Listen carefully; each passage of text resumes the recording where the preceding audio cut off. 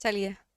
So hello and very good evening to all of you. आप सभी का स्वागत है सत्यादीश शर्मा के ऑनलाइन प्लेटफॉर्म पर। एक बार फिर से आप सभी के समक्ष मैं मौजूद हूँ यहाँ पर, और आप सभी के लिए यहाँ पर एक बहुत बढ़िया खुशखबरी और साथ ही साथ पूरे पेपर का एनालिसिस लाई हूँ। लेकिन आप सभी को बता दूँ कि सत्यादीश शर्मा क्लासेस के द्वारा एक बार फिर से इतिहास रचा जा चुका है आज। और हमेशा की तरह जैसे आप जानते हैं कि संस्थान अपने ही रिकॉर्ड्स को तोड़ते जाता है, तो उसी प्रकार से आज हमने एक और रिकॉर्ड तोड़ा है।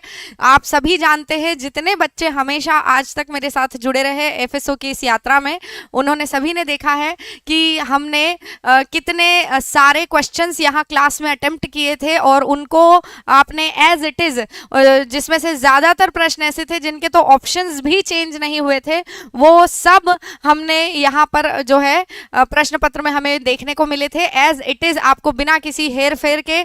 और आपने कई सारे प्रश्नों के उत्तर आपको सोचना भी नहीं पड़े होंगे और टिक कर दिए होंगे। मैं इसी बात की आपसे उम्मीद करती हूँ और मैं जानती भी हूँ कि मेरी यह बात बिल्कुल सत्य है, तो आप सभी अग्री भी करेंगे। तो आ जाओ सारे के सारे, गुड इवनिंग सभी को। सभी आ जाओ भैया फटाफट से। कहाँ हैं सारे के सारे बच्चे? इतने सारे लोग लाइव दिख रहे हैं, कमेंट्स किधर है सारे लोगों के? इतना घबराए हुए क्यों हो? आओ और धड़ाधड़ कमेंट सेक्शन को खड़का दो सारे, ताकि हम लोग फटाफट से अपनी क्लास को स्टार्ट करते हैं। और आज जो Madhya Pradesh food safety officer का एग्जाम कंडक्ट हुआ है आयोग के द्वारा, मध्य प्रदेश लोक सेवा आयोग के द्वारा, हम आज उसी के ऊपर चर्चा विश्लेषण करने के लिए आए हैं। तो ज़रा बताइए सभी लोग कि भैया कैसी रही और कैसा लगा अटेंड करके पेपर को? मज़े आए थे कि नहीं आए थे? बताइए, क्वेश्चंस मिले या नहीं मिले? मेरा नाम याद करके मुस्कुराना आया था कि नहीं आया था? बताइएगा जरा, फटाफट से बताते जाओ। जी बेटा, हेलो नीलम, सौरभ, सुनकेश, अजय, गिरीश, संध्या, रीना, चलो जल्दी जल्दी सारे लोग अपनी उपस्थिति दर्ज कराओ ताकि मैं पेपर को स्टार्ट कर पाऊं फटाफट से। जल्दी से आ जाओ सारे के सारे।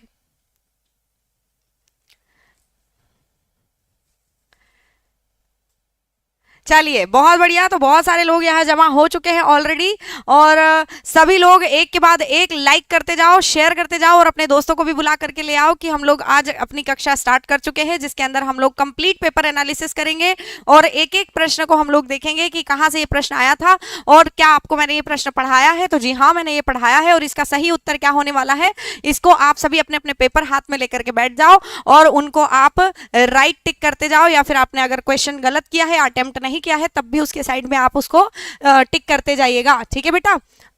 हाँ जी, गुड इवनिंग सभी लोगों को, गुड इवनिंग। आ जाइए फटाफट से, बताइए। देखिए, यहाँ पर हमारे पास में आता है पहला क्वेश्चन, और पहले ही क्वेश्चन के साथ में आप लोगों को बता दूं कि हमारी YouTube की कक्षाएं जो है वो कितनी ज्यादा सार्थक हुई हैं, यहाँ से हमें पता चलता है। जी, आ सकते हैं, कोई बात नहीं है बेटा, सब अच्छा होगा, सारा कुछ अच्छा होगा।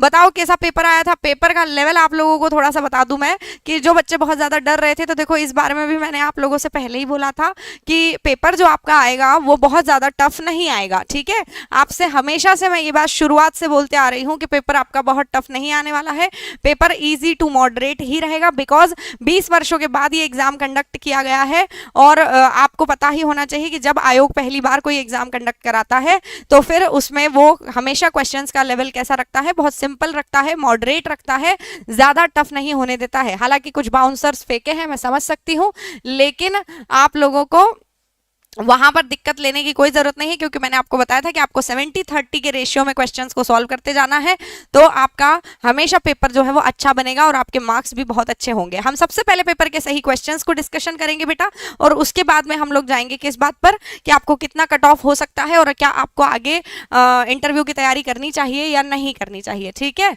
अच्छा, चलिए, कोई बात नहीं है बेटा, कोई नहीं। गिरीश, अब यहाँ पर देखो और सुनो। ठीक है? चलिए, आते हैं हमारे पहले क्वेश्चन के ऊपर। सूक्ष्म जीवों को बढ़ने के लिए नमी की आवश्यकता होती है, जिसे निम्न रूप में मापा जाता है। तो भैया आप लोगों को बता दूं, मेरे एप्लीकेशन के स्टूडेंट्स धड़ाधड़ आ जाओ सामने से और बताओ कि क्या हमने वाटर एक्टिविटी यानी कि जल सक्रियता के बारे में कभी बात की थी कि नहीं की थी? तो आप बोलेंगे कि बिल्कुल की थी। इसका आंसर होगा वाटर एक्टिविटी, है ना? जो जल सक्रियता होती है आपकी, उसके आधार पर आप मापते हैं। क्या मापते हैं बेटा?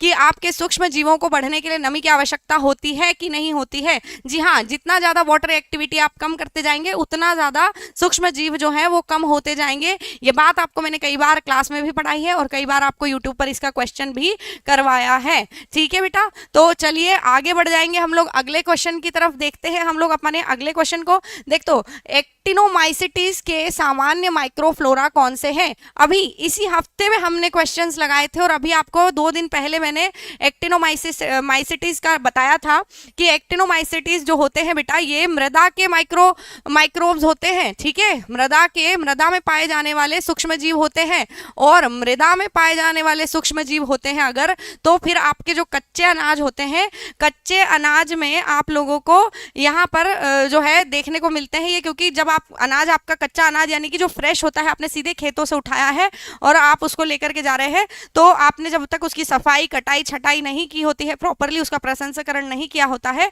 तब आपको ये माइक्रोफ्लोरा देखने को मिलते हैं और उनको आप क्या कहते हैं? एक्टिनोमाइसिटीज कहते हैं। कहते हैं कि नहीं कहते हैं?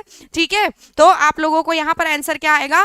कच्चे सीरियल अनाज। ठीक है बेटा, अगर जिनका ये उत्तर सही हुआ है तो फिर उन्होंने बहुत ध्यान से इस क्लास को पढ़ा है और जिन्होंने नहीं पढ़ा है तो फिर वो समझ ले कि उनका आंसर यहाँ पर गलत हुआ होगा। ठीक है बेटा, चलिए राधे राधे, आ जाओ सारे के सारे, फटाफट से आओ और बताओ क्यों भैया इसका आंसर सही लगाए हो कि गलत लगाए हो, फटाफट से बताते जाओ।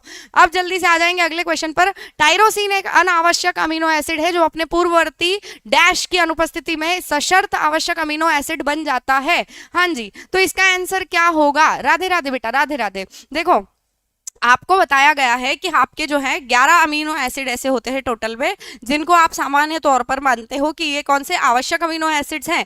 ठीक है, तो 11 क्यों? तो मैडम ने आपको क्लास में समझा दिया था बेटा कि जो आपके 11 अमीनो एसिड्स हैं उसमें से आपके 2 ऐसे अमीनो एसिड्स होते हैं जो कैसे होते हैं? अर्ध आवश्यक होते हैं, यानी कि सेमी एसेंशियल अमीनो एसिड्स होते हैं। और in semi essential amino acids में ही एक आता है आपका फिनाइल एलेनिन। ये बात आपको मैंने यूट्यूब पर भी समझाई है और एप्लीकेशन पे तो हमने कई दफा इसके बारे में बात कर भी ली है कि फिनाइलएलेनिन जब खत्म हो जाता है तो उसको रिप्लेस करने के लिए आपका टायरोसिन आ जाता है और यहां पर आपका सही उत्तर हो जाएगा टायरोसिन। हम बहुत ज्यादा एक्सप्लेनेशंस नहीं लेंगे क्योंकि अब कोई एग्जाम नहीं है, अब हमको सीधे सीधे क्या करना है?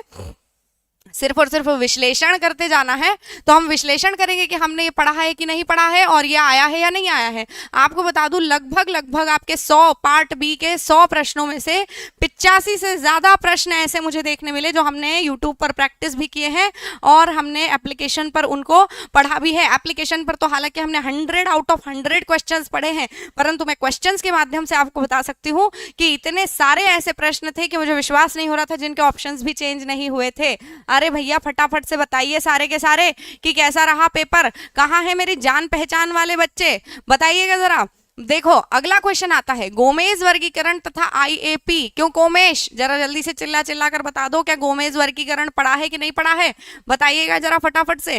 गोमेज वर्गीकरण और आईएपी को हमने पढ़ा है और हमको पता है कि जब आप उम्र के अनुसार वजन मापते हो, ठीक है, जब आप उम्र के अनुसार वजन मापते हो तो आपको क्या देखने मिलता है बेटा? उम्र के अनुसार वजन आप मापते हो गोमेज वर्गीकरण के द्वारा या फिर आईएपी वर्गीकरण के द्वारा। उम्र के अनुसार वजन मतलब गोमेज। अच्छा ये बताओ कि आपको तो मैंने साथ साथ में ये भी बता दिया था कि अगर आप उम्र के अनुसार ऊंचाई मापते हैं तो इसका मतलब आप क्या माप रहे हैं? वेस्टिंग माप रहे हैं। क्या माप रहे हैं बेटा? वेस्टिंग माप रहे हो। और अगर आप वजन के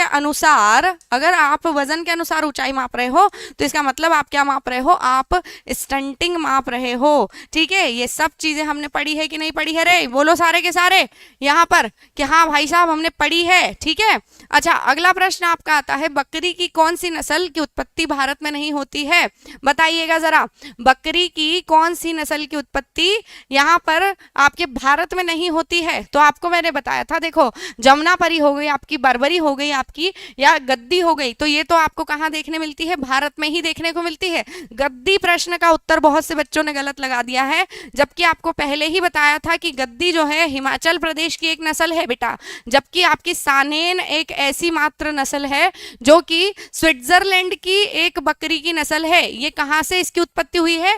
तो आपको बता दूं स्विट्जरलैंड में इसकी उत्पत्ति हुई है। ठीक है, और ये भारत की नस्ल नहीं है और ये बात आपको ई बुक में भी देखने मिल जाएगी। हमने क्लास में भी पढ़ा है और हमने कहां पर पढ़ा है? यूट्यूब पर तो इसके क्वेश्चंस हमने लगाए ही लगाए हैं। अरे बताओ भैया लगाए हैं कि नहीं लगाए हैं? फटाफट से बताएं सारे के सारे।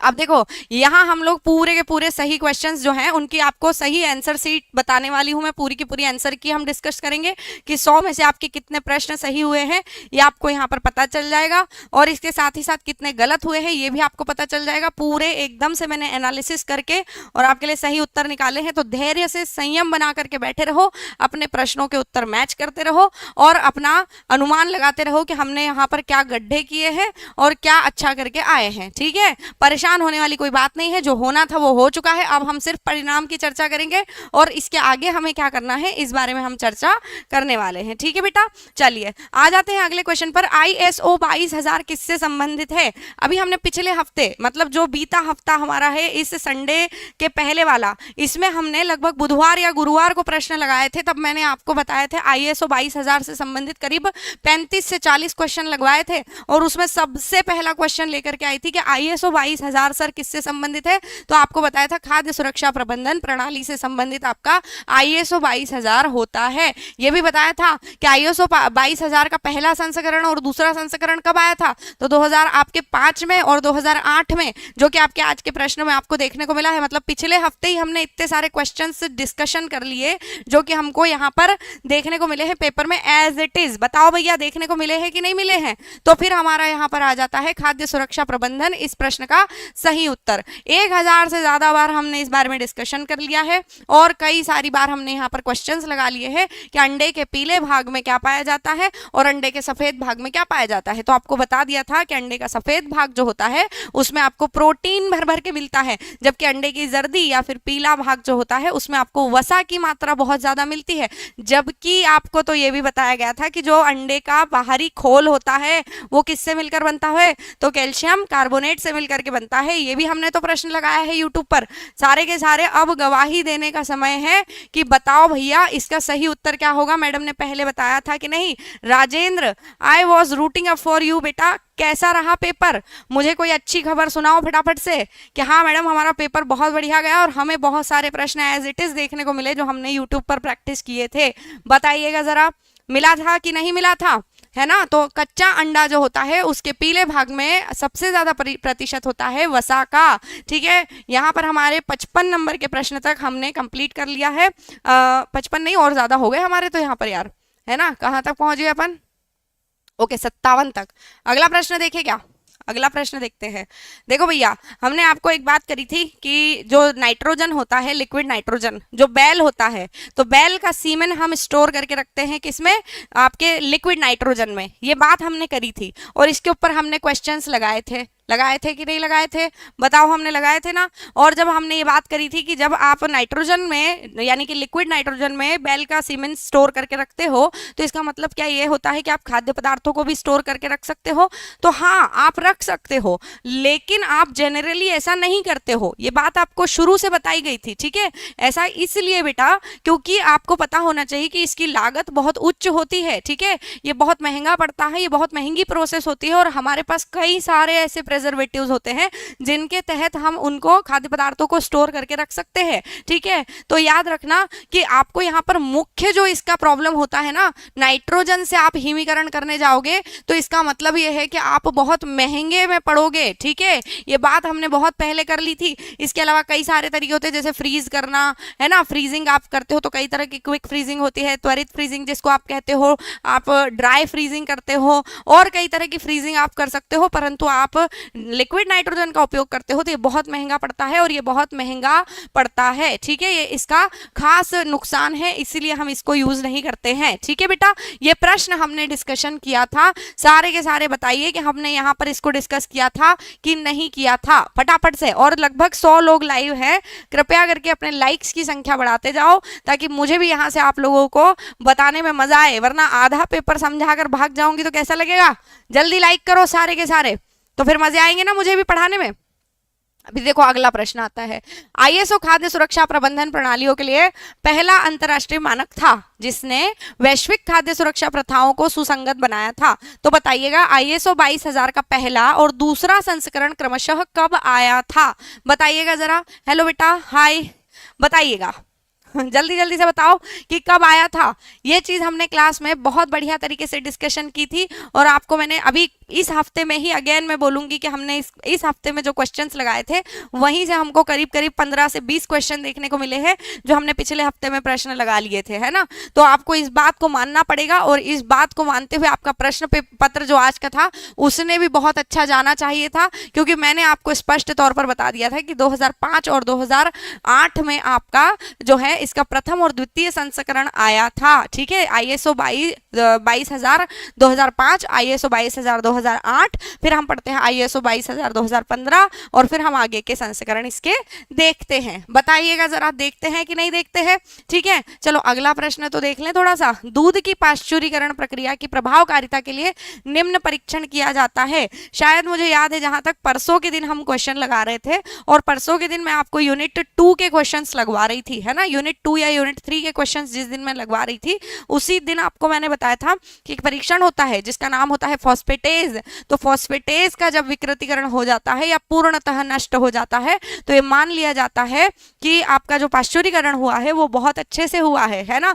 तो अन्यथा ऐसा माना जाता है कि पाश्चुरीकरण में कुछ कमी रह गई है। हमने इसी हफ्ते में इसको डिस्कशन किया था बेटा, तो ये चीज भी आपको मैंने बताई थी। और यहाँ पर स्पष्ट तौर पर पहले ही नंबर पर आपका ऑप्शन दे रखा है कि एल्केलाइन फॉस्फेटेज परीक्षण होता है क्या इसका आंसर। तो हाँ भैया, एल्केलाइन आपका फॉस्फेटेज इसका परीक्षण होता है और यही सही उत्तर होगा, ठीक है। चलिए अगली बात करेंगे हम लोग। अगर अगले प्रश्न पर जाएंगे तो देखो, संकेंद्रित जैव यौगिकों को प्रदान करने वाले खाद्य परिशिष्ट जो स्वास्थ्य बढ़ाने और रोगों से बचाव करते हैं को क्या कहा जाता है, ठीक है। अब देखो यहाँ पर आप लोगों को कंफ्यूजन हुई होगी, ठीक है। थोड़ा सा बाउंसर टाइप क्वेश्चन आया था और थोड़ा सा कंफ्यूजिंग क्वेश्चन भी था। तो आप मुझे बताइए कि हमने जब पढ़ा था, ठीक है, हमने दो परिभाषाएं पढ़ी, एक तो हम फंक्शनल फूड पढ़ते हैं और एक हम पढ़ते हैं न्यूट्रास्यूटिकल्स, ठीक है। न्यूट्रास्यूटिकल्स आपके क्या होते हैं बेटा, जब आप औषधियों को मिला देते हैं, ठीक है, जब आप फार्मास्यूटिकल्स और न्यूट्रिशन दोनों को मिला देते हैं तो आपका क्या बनता है, न्यूट्रास्यूटिकल्स बनता है। जबकि आपका फंक्शनल फूड तो वह हर खाद्य पदार्थ है जो कि आपका पेट भरने के साथ साथ आपको क्या दे रहा है, किसी न किसी तरह का पोषण प्रदान कर रहा है, ठीक है। मतलब आपको ऊर्जा भी दे रहा है और आपको पोषण भी दे रहा है। तो यहाँ पर आपसे प्रश्न क्या पूछ रहा है, देखो यहाँ पर पूछ रहा है संकेंद्रित जैव यौगिकों को प्रदान करने वाला। संकेंद्रित मतलब कि आपने जिन पर जो है एकदम किसी पर्टिकुलर यौगिक को कॉन्सेंट्रेट करके आपके लिए बनाया गया, जैसे प्रोटीन पाउडर हो गया, ठीक है। तो आपके शरीर में प्रोटीन की कमी है तो आपने प्रोटीन पाउडर लेना शुरू कर दिया, विटामिन ए के सप्लीमेंट्स लेना शुरू कर दिया, विटामिन बी के सप्लीमेंट्स लेना शुरू कर दिए। ऐसे जब आप सप्लीमेंट्स लेना शुरू करते हो मेरे पास सेट बी है, ठीक है, मेरे पास सेट बी है और मैं उसी के प्रश्न लगवा रही हूं। तो अब देखो, जहां तक मुझे अंदाजा है कि इस प्रश्न के ऊपर जाएगी आपत्ति, ठीक है ना। बहुत सारे बच्चे क्योंकि मानेंगे इस बात को कि फंक्शनल फूड भी वही कार्य करता है, हमें ऊर्जा के साथ साथ पोषण देता है, लेकिन हमको अगर संकेंद्रित पोषण चाहिए होता है तो हम किस पर जाते हैं बेटा, न्यूट्रास्यूटिकल्स के ऊपर जाते हैं। जब हम किसी पर्टिकुलर खाद्य पदार्थ की क्या करते हैं या किसी पर्टिकुलर पदार्थ का सेवन करते हैं जिसके लिए हमको कोई विशेष टाइप का न्यूट्रिशन चाहिए होता है, ठीक है। तो यहाँ पर आपको संकेंद्रित जैव यौगिकों को प्रदान करने वाले खाद्य परिशिष्ट जो स्वास्थ्य बढ़ाने और रोगों से भी बचाव करते हैं, तो रोगों से बचाव करने के लिए तो हम जाते हैं न्यूट्रास्यूटिकल्स के ऊपर, ठीक है, फार्मास्यूटिकल्स पे हम जाते हैं रोगों से बचाव करने के लिए, और यहाँ पर आपको जैव यौगिक भी मिल रहा है। तो इस प्रकार से मेरे हिसाब से इसका जो उत्तर बनता है वो न्यूट्रास्यूटिकल्स सही होगा। लेकिन बहुत सारे लोग इसका आंसर फंक्शनल फूड भी मान रहे हैं। तो अब देखते हैं कि आयोग क्या जारी करता है और आयोग किस हिसाब से इसका आंसर डिजाइन करता है, ठीक है। फिर हम और चर्चा करेंगे इसके बारे में, परंतु फिलहाल के लिए इसका आंसर क्या माना जाएगा, न्यूट्रास्यूटिकल्स ही माना जाएगा, ठीक है। यहां तक सभी को सब बातें क्लियर है कि नहीं, बोलो सारे यस और नो, फटाफट से बताओ सारे। अच्छा चलो अगले प्रश्न पे आ जाए क्या, अगला प्रश्न देखते हैं। यहाँ पर देखो, यहां आता है आपका प्रश्न और यहां मुझे पता है बहुत सारे लोग फिसले होंगे। सिरका यानी कि विनेगर में एसिड की मात्रा को किस तरह से व्यक्त करते हैं, बताइए। एसिड की मात्रा को विनेगर में हम किस तरह से व्यक्त करते हैं। गुड इवनिंग बेटा, गुड इवनिंग, राधे राधे, जय श्री महाकाल। सेट बी है हमारे पास में, ठीक है, हम सेट बी के क्वेश्चंस लगा रहे हैं। बताइए अभी तक के किसी का कोई क्वेश्चन गलत हुए हैं या नहीं हुए हैं, या सब सही जा रहे हैं। जिसके सही जा रहे हैं उनको तो बड़ी मजा आ रही होंगी अभी। देखो यहाँ याद रखना आपको क्या प्राप्त करना होता है। जब आप सिरका लेते हो ना, तो सिरके में आप क्या करते हो कि जैसे आपके पास 100 ml ऑफ सिरका है, ठीक है, आप क्या करते हो, यहाँ लिखती हूँ, ठीक है, 100 ml में कितना ग्राम क्या है, एसिड है। ठीक है, तो ये बात आप निकालते हो। ठीक है बेटा, कितने ग्राम्स आपके पास में क्या है, एसिड है। ये चीज आप जब पता कर रहे होते हैं, इसको थोड़ा और इधर खसका लिया जाए, कितने ग्राम्स एसिड है, ये चीज आप जब पता कर रहे होते हो, मुझे तो पता ही था ये होगा ऐसा, रुक जाइए 1 मिनट,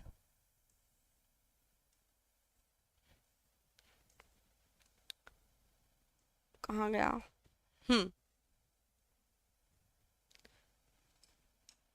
सिरके में कितने ग्राम एसिड है, ये बात हम जब पता करते हैं तो इसके लिए आपको क्या लगती है, ग्रेन स्ट्रेंथ लगती है। ठीक है, मतलब हम एसिड के साथ साथ हम क्या करते हैं, ग्रेन स्ट्रेंथ को मैच करते हैं। तो यहाँ पर हम ग्रेन स्ट्रेंथ की बात करते हैं बेटा, तो इसका सही उत्तर क्या होगा, ग्रेन स्ट्रेंथ होगा, ना कि ना आपका प्रतिशत भी नहीं होगा, पार्ट्स पर मिलियन भी नहीं होगा, और डिग्री ब्रिक्स भी नहीं होगा। ठीक है बेटा, चलिए अगली बात करेंगे हम लोग अगले प्रश्न की। तो देखो ये प्रश्न भी हमने इसी हफ्ते में लगाया था।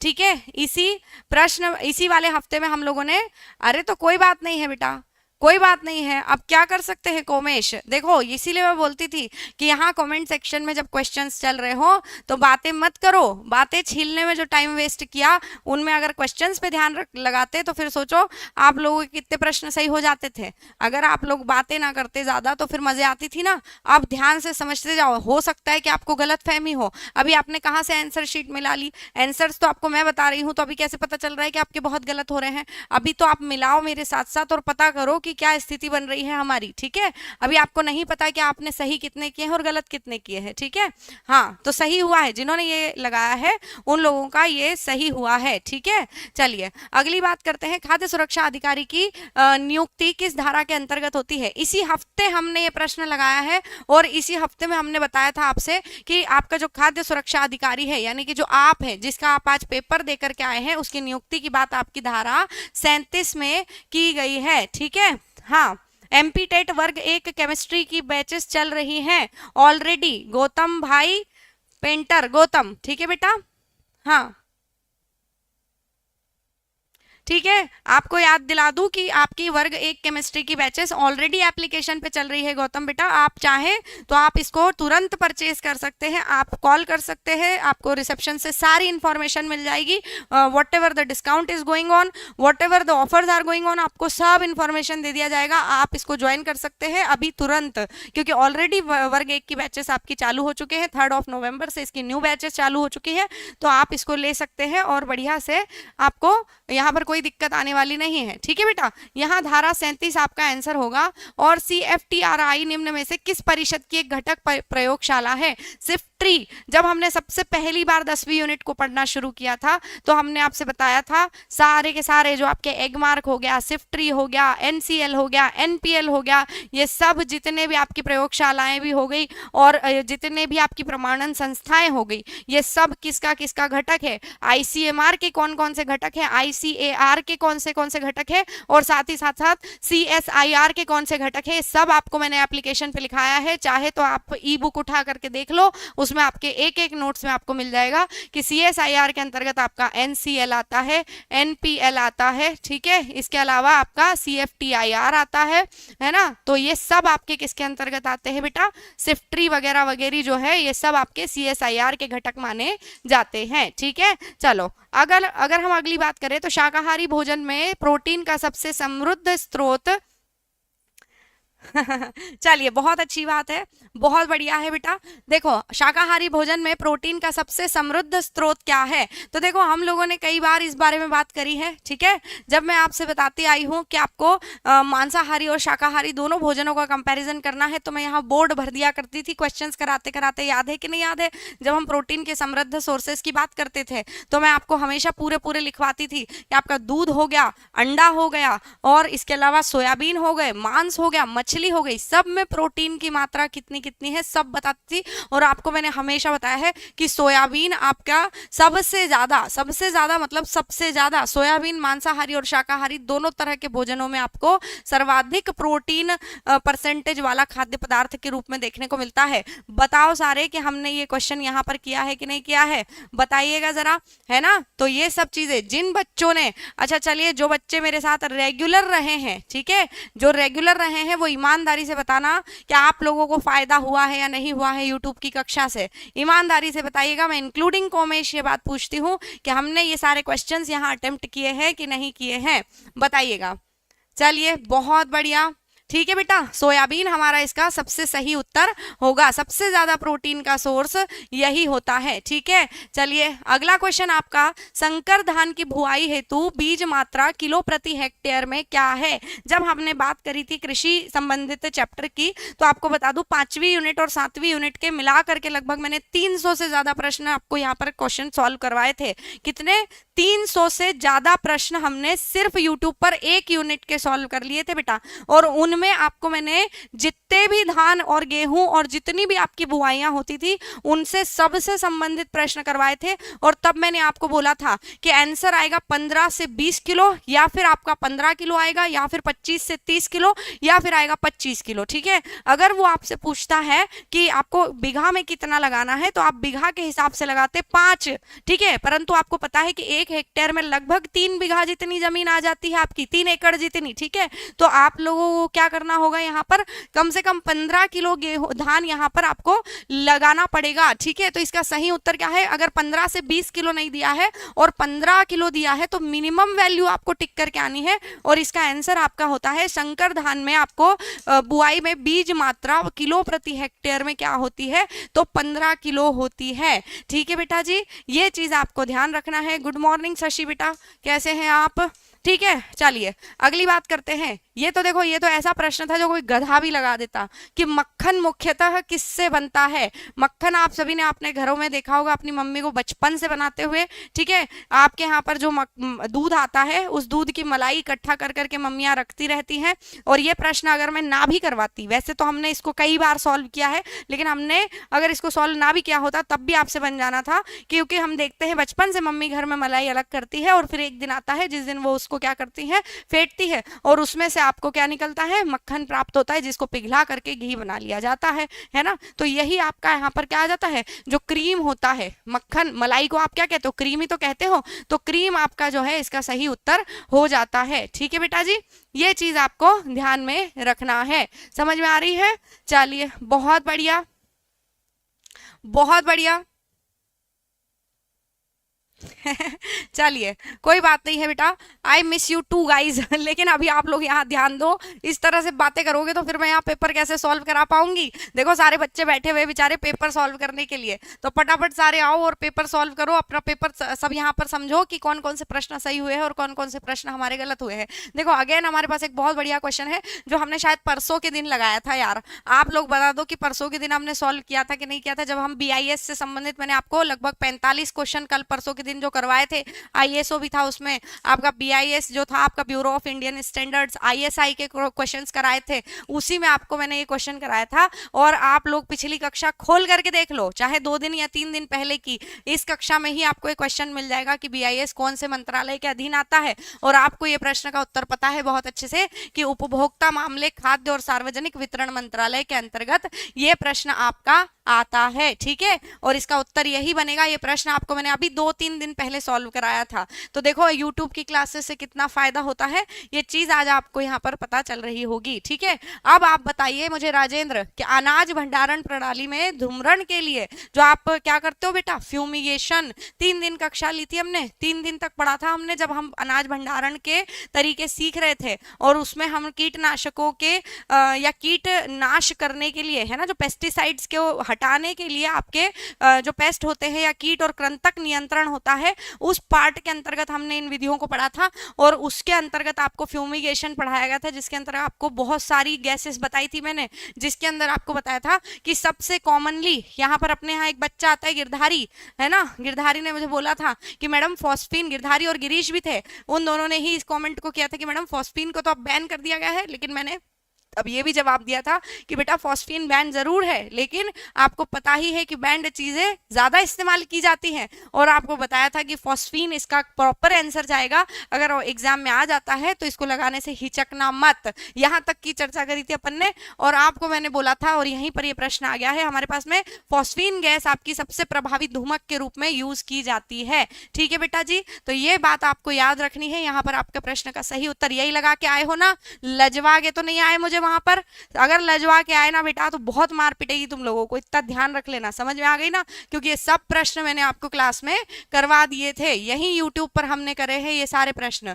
चलिए अगला प्रश्न आता है आप सभी के सामने यहाँ, इनमें से कौन सा कथन उच्च दबाव प्रसंस्करण के लिए सही नहीं है। देखो ये भी एक बहुत कॉमन और ऐसे ही 32 प्रश्न है जिसको कोई भी बच्चा लगा लेगा, जिसने एफएसओ की तैयारी ना भी करी हो वो भी लगा लेगा। उच्च दबाव प्रसंस्करण मतलब हाई प्रेशर प्रोसेसिंग, ठीक है, मतलब आप दबाव के माध्यम से, प्रेशर के माध्यम से आप क्या कर रहे हो, प्रोसेस कर रहे हो चीजों को। ठीक है, जब आप डब्बे वगैरह बना लेते हो, कैनिंग कर लेते हो, उसके बाद में उनको लिक्विड में डालते हो और उनके ऊपर हाई प्रेशर देते हो। ठीक है, तो ये बात इसके पहले पॉइंट में लिख दी गई है। पैक किए हुए खाद्य पदार्थ को तरल में डुबाया जाता है और उच्च दबाव दिया जाता है, तो क्या ये सही नहीं है? तो ये बिल्कुल सही है, यही तो करते हैं और यही तो हमने पढ़ा है। ठीक है, जबकि ये बोल रहा है ये प्रक्रिया सामान्य वातावरण के तापमान पर संभव नहीं है। जब आप पानी में डाल रहे हो तो क्या ऐसा बोला गया है क्या? ऊपर वाले पॉइंट से ही समझा लो कि क्या ऐसा बोला गया है कि गर्म पानी में, गर्म तरल में डाल रहे हैं, ऐसा बोला है क्या? नहीं बोला है। तरल में डुबोया जाता है, ठीक है, मतलब कि पानी में डुबोया जाता है उसको और फिर प्रेशर लगाया जाता है, तो वहां पर आपका तापमान कहीं भी गड़बड़ नहीं हो रहा, ना तो बढ़ रहा ना नीचे जा रहा। उसने ठंडा बोला या गर्म बोला? नहीं। अगर पहला पॉइंट आपका स्पष्ट तौर पर बोल रहा तो इसका मतलब कि टेम्परेचर तो डिस्टर्ब हो ही नहीं रहा सर। तो टेम्परेचर डिस्टर्ब नहीं हो रहा है तो फिर हम लोग इस पॉइंट को सही क्यों माने कि सामान्य तापमान पर नहीं किया जा सकता? अरे भैया सामान्य ही तापमान पर करते हैं, यहाँ रोल प्रेशर का है, यहाँ टेम्परेचर का रोल नहीं है। ठीक है, सामान्य से थोड़ा हल्का तापमान हो सकता है बिकॉज लिक्विड के अंदर आपका खाद्य पदार्थ है, परंतु ये बिल्कुल नहीं कह सकते कि आपको सामान्य तापमान पर इसको परफॉर्म करने में दिक्कत होगी। ठीक है, ये पॉइंट आपका यहाँ पर गलत हो जाता है, इसीलिए इसका सही उत्तर आपका ऑप्शन बी हो जाएगा और ये प्रश्न भी हमने यहाँ पर लगाया है। ठीक है बेटा, इस बात को याद रखिएगा। चलिए समस्त लोग जो लाइव है कृपया करके वीडियो को लाइक करते जाओ, शेयर करते जाओ और कमेंट सेक्शन में अपने अपने उत्तर टाइप करते जाओ ताकि मुझे भी पता चले कि आप वहां पर क्या कमाल दिखा करके आए हो। ठीक है, तुम लोग कितना लजवा कर आए हो या फिर कितना नाम रोशन करके आए हो, मेरा मुझे पता चलते रहना चाहिए समय के साथ साथ। ठीक है बेटा, तो बताओ यहाँ कमेंट सेक्शन में। देखो निम्नलिखित में से कौन सी विधि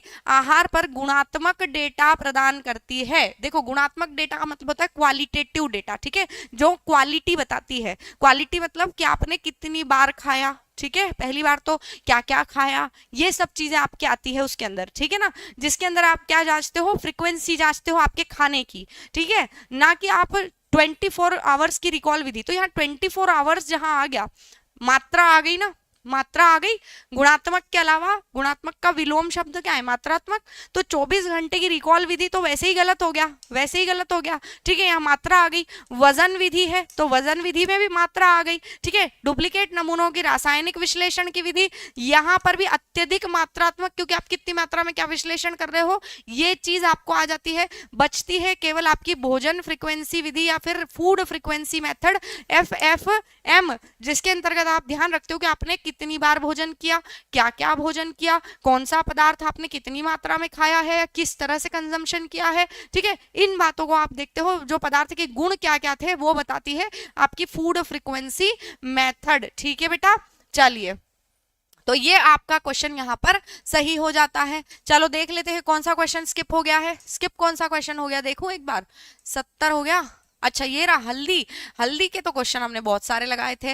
हल्दी हो गया, अदरक हो गया, आपको ये सारे आपकी फैमिलीज बताई थी। जिंजीबरेसी फैमिली का होता है। अगर हल्दी में कौन सा पिगमेंट पाया जाता है तो करक्यूमिन बोलना था आपको, है ना। ऐसी सारी चीजें आपको यहाँ पर लगा के आनी थी। इसे सब हमने प्रश्न यूट्यूब पर एक पूरा सेशन लगाया था पिछले हफ्ते के, हमने पेपर में ही हमने जो पिछले हफ्ते की प्रैक्टिस करी थी उस पूरे सेशन में आपको मैंने हल्दी, सौंफ, धनिया, मेथी और जीरा, अजवाइन, ये जो सातों मसाले हैं आप थंबनेल उठा करके देख सकते हो, पिछले हफ्ते की प्रैक्टिस में हमने इस प्रश्न को लगाया है और हाथों हाथ ये प्रश्न अगले हफ्ते आपको देखने मिला है कि हल्दी कौन सी फैमिली से संबंधित है। तो सर हल्दी आपकी जिंजीबरेसी फैमिली से क्वेश्चन आपका आया था और ये हमने क्लास में भी करा है। आपको जो टेबल्स दी है, मैं बार बार बोलती थी कि आप ई बुक ले लो, ई बुक में आप कुछ मत करो, जो मैंने टेबल्स बनाए हैं, जो कॉलम्स दिए हैं, उन कॉलम्स को ही पढ़ लो, वहां से ही आपको कितने सारे क्वेश्चंस देखने को ना मिले होंगे। ये चीज आप लोगों को मेरी गारंटी थी, पर जिन्होंने मान ली ये बात उनका तो आज भला हो गया बहुत ज्यादा, जिन्होंने नहीं मानी भगवान करे उनका भी भला ही हुआ हो।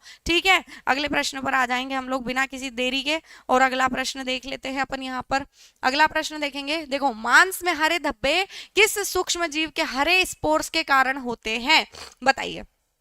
ये प्रश्न आपसे पूछ रहा है, बताइएगा जरा। देखो इसका हमने डिस्कशन जब किया था, हालांकि आपको सेकंड यूनिट मैंने नहीं पढ़ाया था, ठीक है, लेकिन आपको फिर भी मैंने क्वेश्चंस इसके करवाए थे और इसके अंदर आपको मैंने बताया था कि जो आपका पेनिसिलियम होता है, ठीक है, तो पेनिसिलियम इसके लिए रिस्पॉन्सिबल होता है हरे स्पोर्स के लिए। किसके लिए? पेनिसिलियम हरे स्पोर्स के लिए रिस्पॉन्सिबल होता है। इसीलिए इस प्रश्न में आपको हर जगह पर पी पुटीडा, पी सिंकेनिया, पी वल्गेरिस और पी एक्सपेंसम दिया हुआ है। और जो एक्सपेंसम होता है ना बेटा, ये एक्सपेंसम हरे रंग के धब्बों के लिए रिस्पॉन्सिबल होता है और ये हरे रंग के धब्बे आपके यहाँ पर किसकी वजह से दिखते हैं? पी एक्सपेंसम यानी कि पेनिसिलियम एक्सपेंसम के द्वारा दिखते हैं। ये प्रश्न आप पिछले हफ्ते के यूट्यूब को, नहीं, P putida is not the right answer, इसका आंसर होगा पी एक्सपेंसम, ठीक है। और अगर आयोग इसका पी पुटीडा भी मानता है तो फिर यह क्वेश्चन आपत्ति में जाएगा, ठीक है, इस बात को ध्यान रख लेना। अगर आपको ऐसा लगता है कि पी पुटीडा आंसर है तो फिर आप बेशक आपत्ति लगा सकते हो, क्योंकि इसके दो ऑप्शन से सही होंगे, ठीक है, ये बात आपको ध्यान रखनी है। चलिए अगली बात करते हैं, हम लोग अगले क्वेश्चन पे जाएंगे। अंडे के शेल का प्राथमिक मुख्य घटक क्या होता है, बताइए। ये क्वेश्चन क्या हमने नहीं किया? ये हमने नहीं किया क्या, बताइएगा। ये क्वेश्चन हमने सॉल्व नहीं किया है क्या? और किया है तो कितनी बार ना किया होगा, ये सब आप जानते हैं कि अंडे के शेल का प्राथमिक घटक क्या है। तो हमने कई बार इस बात को डिस्कशन किया है कि जो कैल्शियम कार्बोनेट है आपका CaCO3 है, इसी से आपके अंडे की जो शेल होती है, जो अंडे का आपका बाहरी आवरण होता है, वह बना हुआ होता है। अंडे का सफेद भाग प्रोटीन का, अंडे का पीला भाग वसा का। ये सब चीजें हमने कई दफा डिस्कशन किया है और यहाँ पर इसका उत्तर आपका क्या हो जाता है? कैल्शियम कार्बोनेट हो जाता है। स्पीड थोड़ी तेज रख रही हूँ बिकॉज आप लोगों को पूरा पेपर सॉल्व करना है, साथ ही साथ मुझे पता है आप लोग जिद करेंगे कि पार्ट ए की भी आंसर की दे दो, तो वो भी बतानी है, इसीलिए हम ज्यादा एक्सप्लेन नहीं करेंगे, क्योंकि अब कोई परीक्षा नहीं है, परीक्षा हो चुकी है, हम सिर्फ परिणामों पर चर्चा कर रहे हैं यहाँ पर, ठीक है। चलिए अगली बात करते हैं, साहीवाल निम्नलिखित में से कौन सी पशु की नस्ल है? तो ये तो हम यहाँ पर ज्यादा डिस्कशन नहीं करते हैं, आपको पता ही है कि साहीवाल एक गाय की नस्ल है, ठीक है। हमने कई सारी बातें करी है, अगर मुर्रा होता या जाफराबादी होता या भदावरी होता, गोदावरी होता, तो हम क्या बोलते थे कि भैंस है, लेकिन महसाणा भी होता तो हम बोलते थे भैंस है, लेकिन साहीवाल है इसलिए यहाँ बोलेंगे कि गाय होगी, ठीक है बेटा, साहीवाल गाय होती है, ठीक है। इनमें से किस उत्पाद में पुनर्गठन परीक्षण किया जाता है? पुनर्गठन परीक्षण आप कहते हो रिकॉन्स्टिट्यूशन, ठीक है, रिकॉन्स्टिट्यूशन टेस्ट।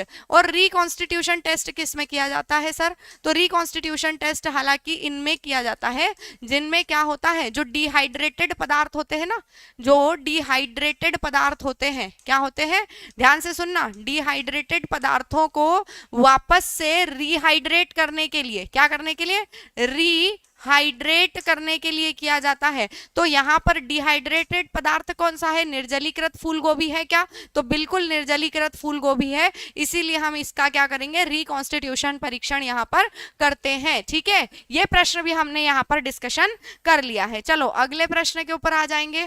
अगला प्रश्न देखते हैं, यहाँ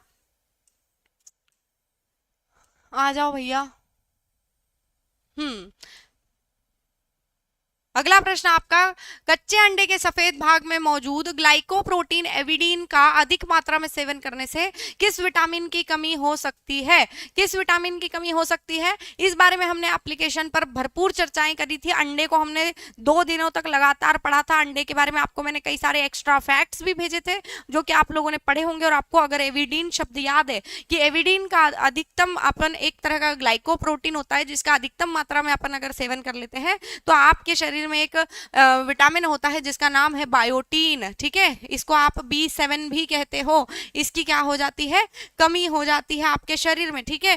त्वचा को थोड़ा थोड़ा रूखा बना देता है और आपके जो झुर्रियां या फिर आप ऐसा कह सकते हो दानेदार स्किन आपकी करने में ये योगदान देता है, ठीक है। तो इस तरह से बायोटीन जो है ये आपके कम होता चला जाता है, ठीक है बेटा। क्लॉस्ट्रीडियम बोटुलिनम के बीजाणुओं को नष्ट करने और कम अम्लता वाले खाद्य पदार्थों की शेल्फ लाइफ बढ़ाने के लिए किस प्रकार की पैकेजिंग का उपयोग किया जा सकता है, बताइए। देखो इस प्रश्न में भी कंफ्यूजन है, ठीक है ना।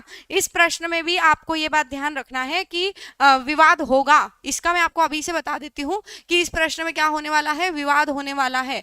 बिकॉज इसका रीजन ये है, याद रखना, पहले आपको बता दूं इसमें विवाद होगा। कैसे विवाद होगा, तो ऐसे विवाद होगा कि कुछ बच्चे बोलेंगे कि इसका आंसर एसेप्टिक पैकेजिंग भी हो सकता है, ठीक है, और इसका कुछ लोग बोलेंगे नियंत्रित वायुमंडलीय पैकेजिंग भी इसका आंसर हो सकता है, ठीक है। मतलब जो आप बोलते हो कंट्रोल्ड एटमॉस्फेरिक पैकेजिंग, तो कंट्रोल्ड एटमॉस्फेरिक पैकेजिंग अगर होती है, ठीक है, जो क्लॉस्ट्रीडियम बोटुलिनम के बीजाणुओं को नष्ट करने और कम अम्लता वाले खाद्य पदार्थों की शेल्फ लाइफ बढ़ाने के लिए यूज की जाती है पैकेजिंग, तो तब आप क्या करते हो, कंट्रोल्ड एटमॉस्फेयर पैकेजिंग में क्या होता है बेटा कि आप पहले से उस चैम्बर का एटमॉस्फेयर कैसा कर देते हो, कंट्रोल कर देते हो, जहां पर जो बीजाणु होते हैं, ठीक है, वही पनप नहीं पाते हैं और वहीं के वहीं वो क्या हो जाते हैं, नष्ट हो जाते हैं और आपकी पैकेजिंग सेफ होती है। जबकि एसेप्टिक पैकेजिंग में भी तो आप यही करते हो। एसेप्टिक पैकेजिंग में तो आप पहले अलग से खाद्य पदार्थ को करते हो, फिर उसके बाद आपका पैकेट होता है तो पैकेट को भी आप अलग से करते हो। तो एसेप्टिक पैकेजिंग में भी आप क्लॉस्ट्रीडियम बोटुलिनम जैसे जो पदार्थ है उनको आप क्या करते हो, उनको आप क्या कर देते हो, खत्म करने का काम करते हो, ठीक है। तो ये दोनों में आ सकता है, लेकिन अगर मुझसे पूछा जाए कि इसका सही उत्तर क्या होगा, तो ज्यादातर इसका सही उत्तर आपका, जब आप कैनिंग जैसी प्रक्रियाएं करते हो ना, तो नियंत्रित वायुमंडलीय पैकेजिंग का आप ध्यान रखते हो और यहाँ पर आपको कंट्रोल्ड एटमॉस्फेरिक पैकेजिंग उत्तर सही आएगा। हालांकि यहाँ पर विवाद होगा, मैं आपको अभी भी बता दूं, और यहाँ पर आपत्ति लगेगी। अब देखना यह है कि आयोग इसका सही उत्तर क्या मानता है, ठीक है।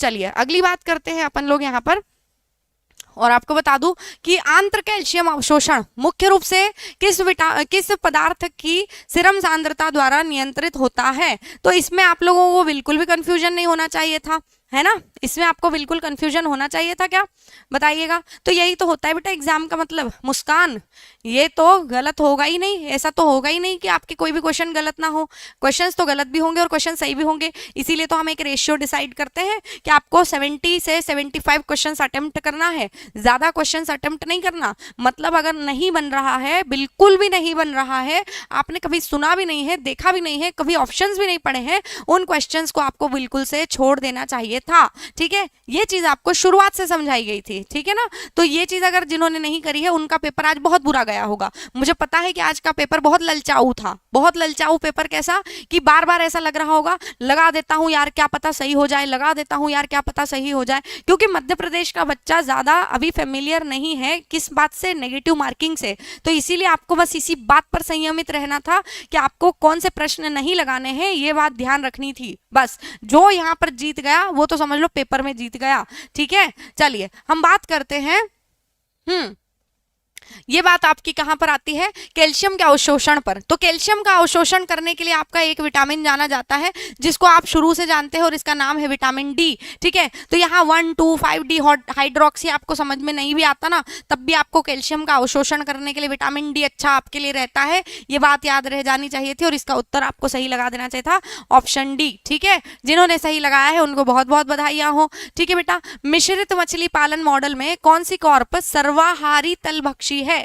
ये तो बहुत सरल प्रश्न है और ये प्रश्न भी आप लोगों को मैंने यहाँ पर सॉल्व करवाया है जब हम मछली पालन, कुक्कुट पालन, बत्तख पालन सब पढ़ रहे थे, उस दौरान आपको ये प्रश्न मैंने करवाया था। मैंने बहुत लिमिटेड और गिने चुने प्रश्न आपको मछलियों की नस्ल नाम से, मैं देखती थी कि आप लोग पगला रहे थे कि हमको मछलियों के नाम बताओ, प्रजातियां बताओ, इसकी नस्ल बताओ, ये बताओ। मैंने बोला था लिमिटेड पढ़ो, लेकिन ऐसा पढ़ो जहां से क्वेश्चन फंसे 100%। और वही का वही हुआ कि हमने जो गिने चुने प्रश्न लगाए थे मछली पालन की नस्लों पुलों के ऊपर, वहां से सीधा प्रश्न आ गया है। और आपको याद रखना है कतला हो गई, रोहू हो गई, ये सब जो कैसी मछलियां होती है बेटा, तो ये आपकी सतही होती है, ठीक है, सतह भक्षी सरफेस वाली होती है, ठीक है।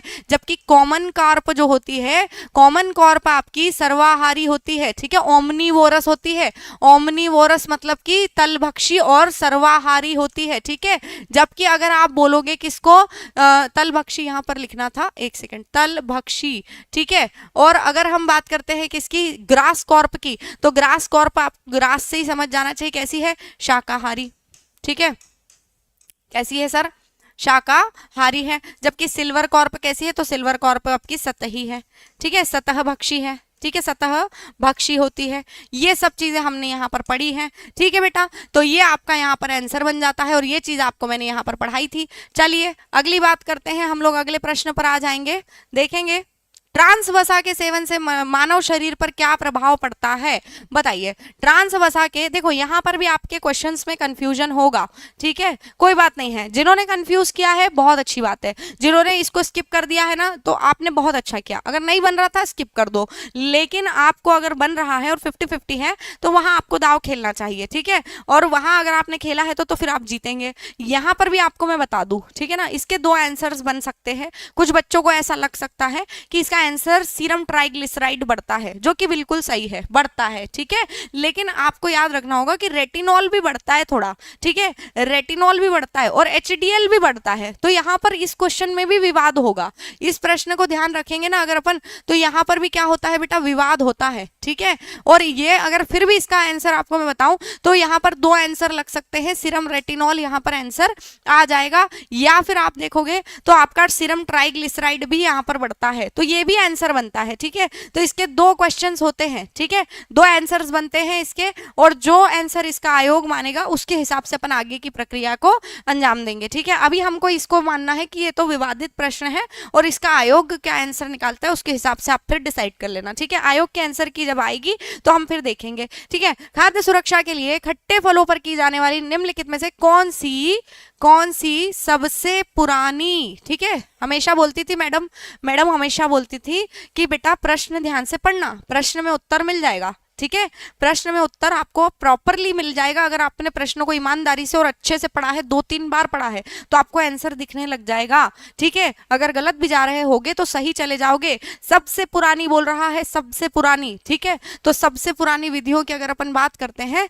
तो क्या आपको पता है केसिन निकालना पहले होता होगा, या आपका जिलेटिन पहले से जिलेटिन जो है पुरानी विधि हो सकती है क्या, जिलेटिन बनाना प्राचीन काल से सीख गए थे क्या, या फिर एमाइलोज स्टार्च बनाना पहले प्राचीन काल से सीख गए थे क्या? नहीं, हमारे पास एक ही चीज थी, मधुमक्खियां और मोमबत्तियां, ठीक है। जहां से हमको पता है कि मोम जैसी चीज जो है हम इतिहास भर से देखते आ रहे हैं, तो मोम सबसे पहले बचपन से आप लोग देख रहे हो कि जो आपके फल होते हैं, फलों के ऊपर आपने देखे होंगे बाजार में सेव फलों के आए, यूट्यूब पर वीडियोस देखे होंगे कि सेव फल को गर्म पानी डालते हैं तो मोम की पूरी पतली जो परत होती है वो निकल के आ जाती है, पिघल के आ जाती है। तो सबसे पुरानी और प्राचीन काल से इस विधि को उपयोग किया जाता है, जो कि क्या है, मोम है। सबसे प्राचीन चीज क्या है, मोम है, ठीक है। अमाइलोज स्टार्च प्राचीन नहीं है, गलत नहीं है, गलत नहीं है, ठीक है। अमाइलोज स्टार्च या जिलेटिन या फिर आपका यहाँ पर केसिन गलत नहीं है, लेकिन पुरानी विधि पूछ रहा, पुरानी विधि क्या थी, पुराने टाइम पे तो अपन मोम ही लगाते थे ना यार, तो मोम यहाँ पर सही उत्तर हो जाएगा, ठीक है। बात समझ में आ रही है आपको कि नहीं आ रही है, यहाँ पर आपका मोम सही उत्तर होगा, ठीक है। इस तरह से प्रश्न को समझना पड़ता है, ये चीज आपको मैं शुरू से सिखाते आ रही हूँ। मनुष्य अपने शरीर में से निम्नलिखित में से कौन सा पॉलीअनसैचुरेटेड फैटी एसिड यानी कि पूफा संश्लेषित नहीं कर सकता है। ये प्रश्न हमने लगाया है फैटी एसिड्स जब हम पढ़ रहे थे, तब दो तरह के अम्ल होते हैं, है ना, पूफा मूफा। हम जब देखते हैं फैटी एसिड्स की बात करते हैं हम, तो आपको मैंने पढ़ाया था मोनो अनसैचुरेटेड फैटी एसिड्स और पॉली अनसैचुरेटेड फैटी एसिड्स, ठीक है। पॉली अनसैचुरेटेड फैटी एसिड्स में ओमेगा 3 और ओमेगा 6 को हम पढ़ते हैं। एक होता है आपका लिनोलिक एसिड और एक होता है लिनोलेनिक एसिड। और लिनोलेनिक एसिड जो है, लिनोलेनिक एसिड जो होता है वो आपका शरीर संश्लेषित कर सकता है, परंतु लिनोलेइक एसिड आपका शरीर संश्लेषित नहीं करता है, ठीक है। तो आपको ये चीज जिन्होंने ध्यान से सुनी होगी और यूट्यूब की कक्षाएं प्रॉपरली अटेंड करी होगी उनको बहुत अच्छे से आया होगा कि लिनोलेइक एसिड आपका जो है वह अवशोषित नहीं होता है। ठीक है बेटा, ये याद रखना, आपका जो पूफा है ये polyunsaturated fatty acid, linoleic acid आपका शरीर अवशोषित नहीं कर सकता है। ठीक है, चलिए, मध्य प्रदेश में जनजातीय आबादी के द्वारा उपयोग किए जाने वाले सामान्य मोटे अनाज में क्या शामिल है, बताइएगा, जल्दी से बताइएगा। बहुत बढ़िया बेटा, बहुत अच्छा आंसर लगाए हैं आपने नसरीन, बहुत बहुत शाबाशियां। चलो जल्दी जल्दी से बताइएगा। यहाँ पर आप लोगों को तो बहुत अच्छे से क्लियर होगी ये चीज, और हम सब जानते हैं कि मध्य प्रदेश में, आप अगर जानते हो मोटे अनाज के नाम पर सबसे ज्यादा जो है फेमस चीज क्या है, तो हम सभी इस बात को समझते हैं कि कोदो और कुटकी। मंडला बालाघाट जिले में आप जनजातियों को देखते हैं कि इसको बहुत बहुलता से प्रयोग किया जाता है। ठीक है, कोदो कुटकी का यूज यहाँ पर मध्य प्रदेश में बहुत ज्यादा होता है। ठीक है, तो जनजातियां सामान्य तौर पर मोटे अनाज के रूप में या तो आप देखेंगे कोदो कुटकी, फिर उसके बाद में आते हैं बाजरा, ज्वार, अन्यथा ऐसे अलग अलग जो आपके होते हैं मोटे अनाज उनको यूज करते हैं, परंतु प्रमुखता से किसका नाम लिया जाता है, कोदो कुटकी। और सरकार भी कोदो कुटकी के उत्पादन के लिए क्या कर रही है, उत्पादन को बढ़ावा देने के लिए बहुत सारे प्रयास कर रही है, इसीलिए इसका आंसर कोदो कुटकी आएगा। जो व्यक्ति नहीं भी कर रहा होता है एफएसओ की तैयारी तो वो भी इसको सही लगा करके आ जाता था। ठीक है, चलो मजे आ रहे हैं कि नहीं आ रहे हैं, प्रश्न सही हो रहे हैं या नहीं हो रहे हैं, बताइए कितने प्रश्न सही हो गए और कितने प्रश्न गलत हो गए, जल्दी जल्दी कमेंट करके मुझे बताओ, फटाफट से बताएंगे। अगला प्रश्न हमारे पास में आता है, क्या आता है अपने पास, मध्य प्रदेश सरकार ने 25 अक्टूबर 2023 को मुख्यमंत्री किसान कल्याण योजना की शुरुआत की थी। इसके मुख्य उद्देश्य की बात यहाँ पर पूछी जा रही है, तो ये प्रश्न आप लोगों को याद होगा, अभी हमने थोड़े दिनों पहले योजनाएं पढ़ी थी और उन योजनाओं के हमने चैप्टर पूरा एक क्वेश्चन लगाया था, पूरा क्वेश्चन आंसर का सेशन रखा था। 2 से 3 दिन तक आपको मध्य प्रदेश की और भारत की योजनाएं मैंने पढ़ाई थी। सैटरडे संडे का दिन था। ठीक है, सैटरडे के दिन भारत की प्रमुख योजनाएं और उसके बाद मंडे को हमने मध्य प्रदेश की प्रमुख योजनाएं पढ़ी थी। उसके अंदर आपको मैंने किसान कल्याण योजना, मुख्यमंत्री किसान कल्याण योजना पढ़ाई थी और आपको स्पष्ट तौर पर समझा दिया था कि किसानों की वार्षिक आय में वृद्धि करने के उद्देश्य से आपकी यह योजना शुरू की गई 25 अक्टूबर 2023 को, मुख्यमंत्री किसान कल्याण योजना। ठीक है, इसका उद्देश्य क्या था, किसानों की वार्षिक आय में वृद्धि करना। ठीक है बेटा, क्लियर है ये बात कि नहीं क्लियर है। अगला प्रश्न हम अगर देखें तो गेहूं में फेलेरिस माइनर यानी कि कनकी के नियंत्रण हेतु कौन सा खरपतवार नाशी साधारणतया प्रयोग किया जाता है, बताइएगा। ये प्रश्न अगर आपसे पूछा जाए तो यहाँ पर बाउंसर हो गया है एक, ये बहुत तेज वाला, जो कि मुझे पता है कि आप लोगों से नहीं बना होगा। बहुत से बच्चों को यहाँ पर क्वेश्चन जो है वो गलत लग रहे होंगे कि यार हमको ये वाला प्रश्न तो समझ में ही नहीं आया कि कहाँ से पूछ लिया था। तो हाँ जी, ये बाउंसर था, इसमें आपकी कोई गलती नहीं है। और देखो हर पेपर में कुछ ना कुछ ऐसे बाउंसर्स फेंके जाते हैं जो कि नहीं बनते हैं। ठीक है, जो किसी से भी नहीं बनते हैं, तो वहां आपको घबराने की जरूरत नहीं होती। आपको कहाँ टेंशन लेने की जरूरत है कि जो सब सही कर रहे हैं वो हम गलत तो नहीं करके आ रहे हैं कहीं। यहाँ पर आपका अगर गड़बड़ी होती है तो फिर आपके लिए दिक्कत वाली बात है बेटा, अन्यथा आपको इस प्रकार के प्रश्नों में डरने की जरूरत नहीं होती। हालांकि आपको बता दूं कि ये प्रश्न में आपका आंसर आइसोप्रोटूरॉन होता है। ठीक है, आइसोप्रोटूरॉन जो है ये माइनर जो खरपतवार नाशी होते हैं ना उनके लिए अच्छा रहता है ये। ठीक है, माइक्रो आपके या फिर माइनर खरपतवार नाशियों के लिए यह अच्छा रहता है आइसोप्रोटूरॉन। ठीक है, निम्न में से कौन से मेटाक्रायोटिक तरल का रिसना एक सामान्य समस्या है। ठीक है, तो यहाँ पर भी आपको नहीं, 2,4-D सही नहीं है इसका, 2,4-D सही नहीं आएगा, आइसोप्रोटूरॉन इसका सही उत्तर आएगा। ठीक है, 2,4-D भी लगता है लेकिन आइसोप्रोटूरॉन को माइनर कनकी के माध्यम से अगर आप देखोगे ना, कनकी के नाम से, तो आपको वहां पर यही दिखाई पड़ेगा बेटा, इसका आइसोप्रोटूरॉन सही उत्तर होता है। ठीक है, चलिए बात करते हैं इनमें से किस में मेटाक्रायोटिक तरल का रिसना एक सामान्य समस्या है। तो याद रखना, जो मध्यम नमी वाले खाद्य पदार्थ हैं, मध्यम नमी वाले मतलब जिनमें ना तो पूरी तरह से आपने डिहाइड्रेट किया है उनको, ना ही पूरी तरह से उनको हाइड्रेटेड रखा है, इनमें मध्यम नमी है। और मध्यम नमी वाले जैसे पनीर हो गया आपका, ठीक है, ऐसे कई सारे ऐसे पदार्थ होते हैं जिनमें आप मध्यम नमी रखते हो, तो इनमें से आपको ध्यान रखना होता है कि मध्यम नमी वाले खाद्य पदार्थों में से मेटाक्रायोटिक तरल का रिसना एक सामान्य समस्या मानी जाती है। तो इसका सही उत्तर क्या होता है, मध्यम नमी वाले खाद्य पदार्थ हो जाता है। ठीक है बेटा, चलिए अगले प्रश्न पे आ जाएंगे। अगला प्रश्न देखते हैं हम, राष्ट्रीय स्तर पर खाद्य सुरक्षा के 3 प्राथमिक निर्धारक क्या है। देखो हमने पढ़ा था बेटा खाद्य सुरक्षा, ठीक है, हाँ खाद्य सुरक्षा हमने पढ़ा था और मुझे पता है कि कई सारे बच्चे अलग अलग कोचिंग से पढ़े होंगे, अलग अलग संस्थानों पर आप गए थे, आपने सब तरह से प्रश्न लगाए, लेकिन खाद्य सुरक्षा में आपको कभी किसी ने ये नहीं बताने की कोशिश करी कि खाद्य सुरक्षा प्रणाली एक बहुत ही महत्वपूर्ण प्रणाली है जो भारत सरकार के द्वारा आज से नहीं बहुत पहले से चलाई जा रही है। ठीक है, इसका मुख्य उद्देश्य, इसके 3 महत्वपूर्ण स्तंभ होते हैं। इसके मुख्य महत्वपूर्ण स्तंभ खाद्य सुरक्षा के क्या है? तो सबसे पहली चीज तो आपको ये याद रखनी होगी कि सबसे पहले आपको क्या करना होगा, जो खाद्य होता है आपका, ठीक है, खाद्य यानी कि भोजन, भोजन की उपलब्धता, भोजन हर किसी के लिए उपलब्ध होना चाहिए। ठीक है, उपलब्ध होने के साथ साथ भोजन को क्या होना चाहिए, सब तक पहुंचना चाहिए, हर वर्ग तक, हर जाति तक, बिना किसी भेदभाव के, हर क्लास तक आपको क्या करना है, भोजन को पहुंचाना है। कोई भी भूखा नहीं रहने पाए, चाहे वो काला हो, गोरा हो, गरीब हो, अमीर हो। ठीक है, तो इसीलिए आप क्या करते हो, भोजन की पहुंच को सुनिश्चित करते हो और फिर आप देखते हो कि भोजन का उपयोग सही तरीके से हो रहा है कि नहीं हो रहा है। ये 3 प्रमुख स्तंभ होते हैं खाद्य सुरक्षा के। आपके नोट्स उठा करके आप देखेंगे तो आपको सबसे पहले ये चीज मैंने एमसीक्यू के रूप में करवा दी थी। ठीक है, देख लीजिए, अपने वहां पर गिरधारी बता दे रहे हैं। ठीक है, तो यहां पर आपका आंसर क्या हो जाएगा, आपका आंसर यहां पर हो जाएगा खाद्य का उत्पादन, उपलब्धता, खाद्य की पहुंच और खाद्य का उपयोग। ठीक है बेटा, इसका आंसर यहां पर ये वाला सही हो जाएगा। ठीक है, चलिए अगला प्रश्न अपन अगर देखते हैं, सॉरी इसका गलत आंसर बता दिया है, तो इसका बी आंसर होगा। ठीक है, बी आंसर इसका होगा खाद्य उपलब्धता, खाद्य भंडारण और खाद्य की पहुंच। ठीक है, खाद्य की पहुंच यहां पर आ जाती है। ठीक है ना, यहां पर खाद्य पहुंच तो दे दिया है लेकिन खाद्य उपयोग यहां पर गलत दे दिया गया है, तो इसीलिए इसका आंसर यहां पर क्या हो जाएगा, बी लग जाएगा। ठीक है, अगला प्रश्न, HACCP किसको दर्शाता है? चलो रे बताओ, गिरधारी बताइएगा जरा कि इसको हमने किया था कि नहीं किया है। हाँ चलिए, बहुत बढ़िया। क्या RD कुशवाहा आपको मजे आए बेटा पढ़ने में कि नहीं आए हैं? बताइए। HACCP मैं बोलती नहीं थी कि फुल फॉर्म्स अब भी हमने पिछले हफ्ते में ही सॉल्व किए थे, कितने सारे फुल फॉर्म्स लगाए थे, उसी में से एक आपको HACCP hazard analysis and critical control points, 2 प्रश्न लगातार आपको इस प्रश्न से देखने को मिले हैं।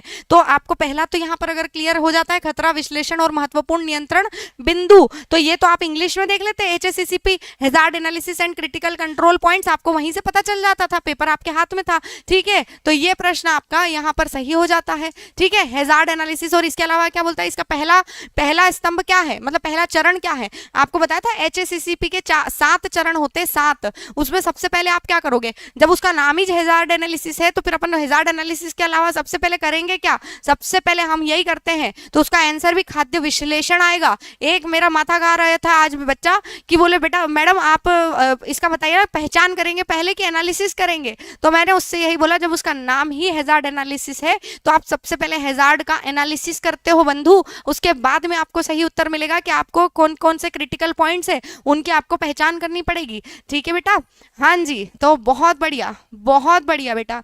अगली बात करते हैं भारतीय खाद्य नियामक ढांचा निम्न में से किसके द्वारा शासित होता है? जब हम 10वीं यूनिट पढ़ रहे थे, बोलो सबसे पहले 10वीं यूनिट पढ़ाई थी, है ना, 10वीं यूनिट सबसे पहले पढ़ने का कितना फायदा हुआ ये मेरे बच्चे मुझे आज बताएंगे सारे के सारे कि हमने सबसे पहले जो 10th यूनिट पढ़ ली थी, जो कि सबसे टफ यूनिट थी और सबसे ज्यादा परेशान कर रही थी, उसको पढ़ने के बाद आज ये रद्दी फद्दी से क्वेश्चन हमको दिख रहे थे तो कितना मजा आ रहा था, धड़ाधड़ टिक करके आप लोग आगे बढ़ जा रहे थे।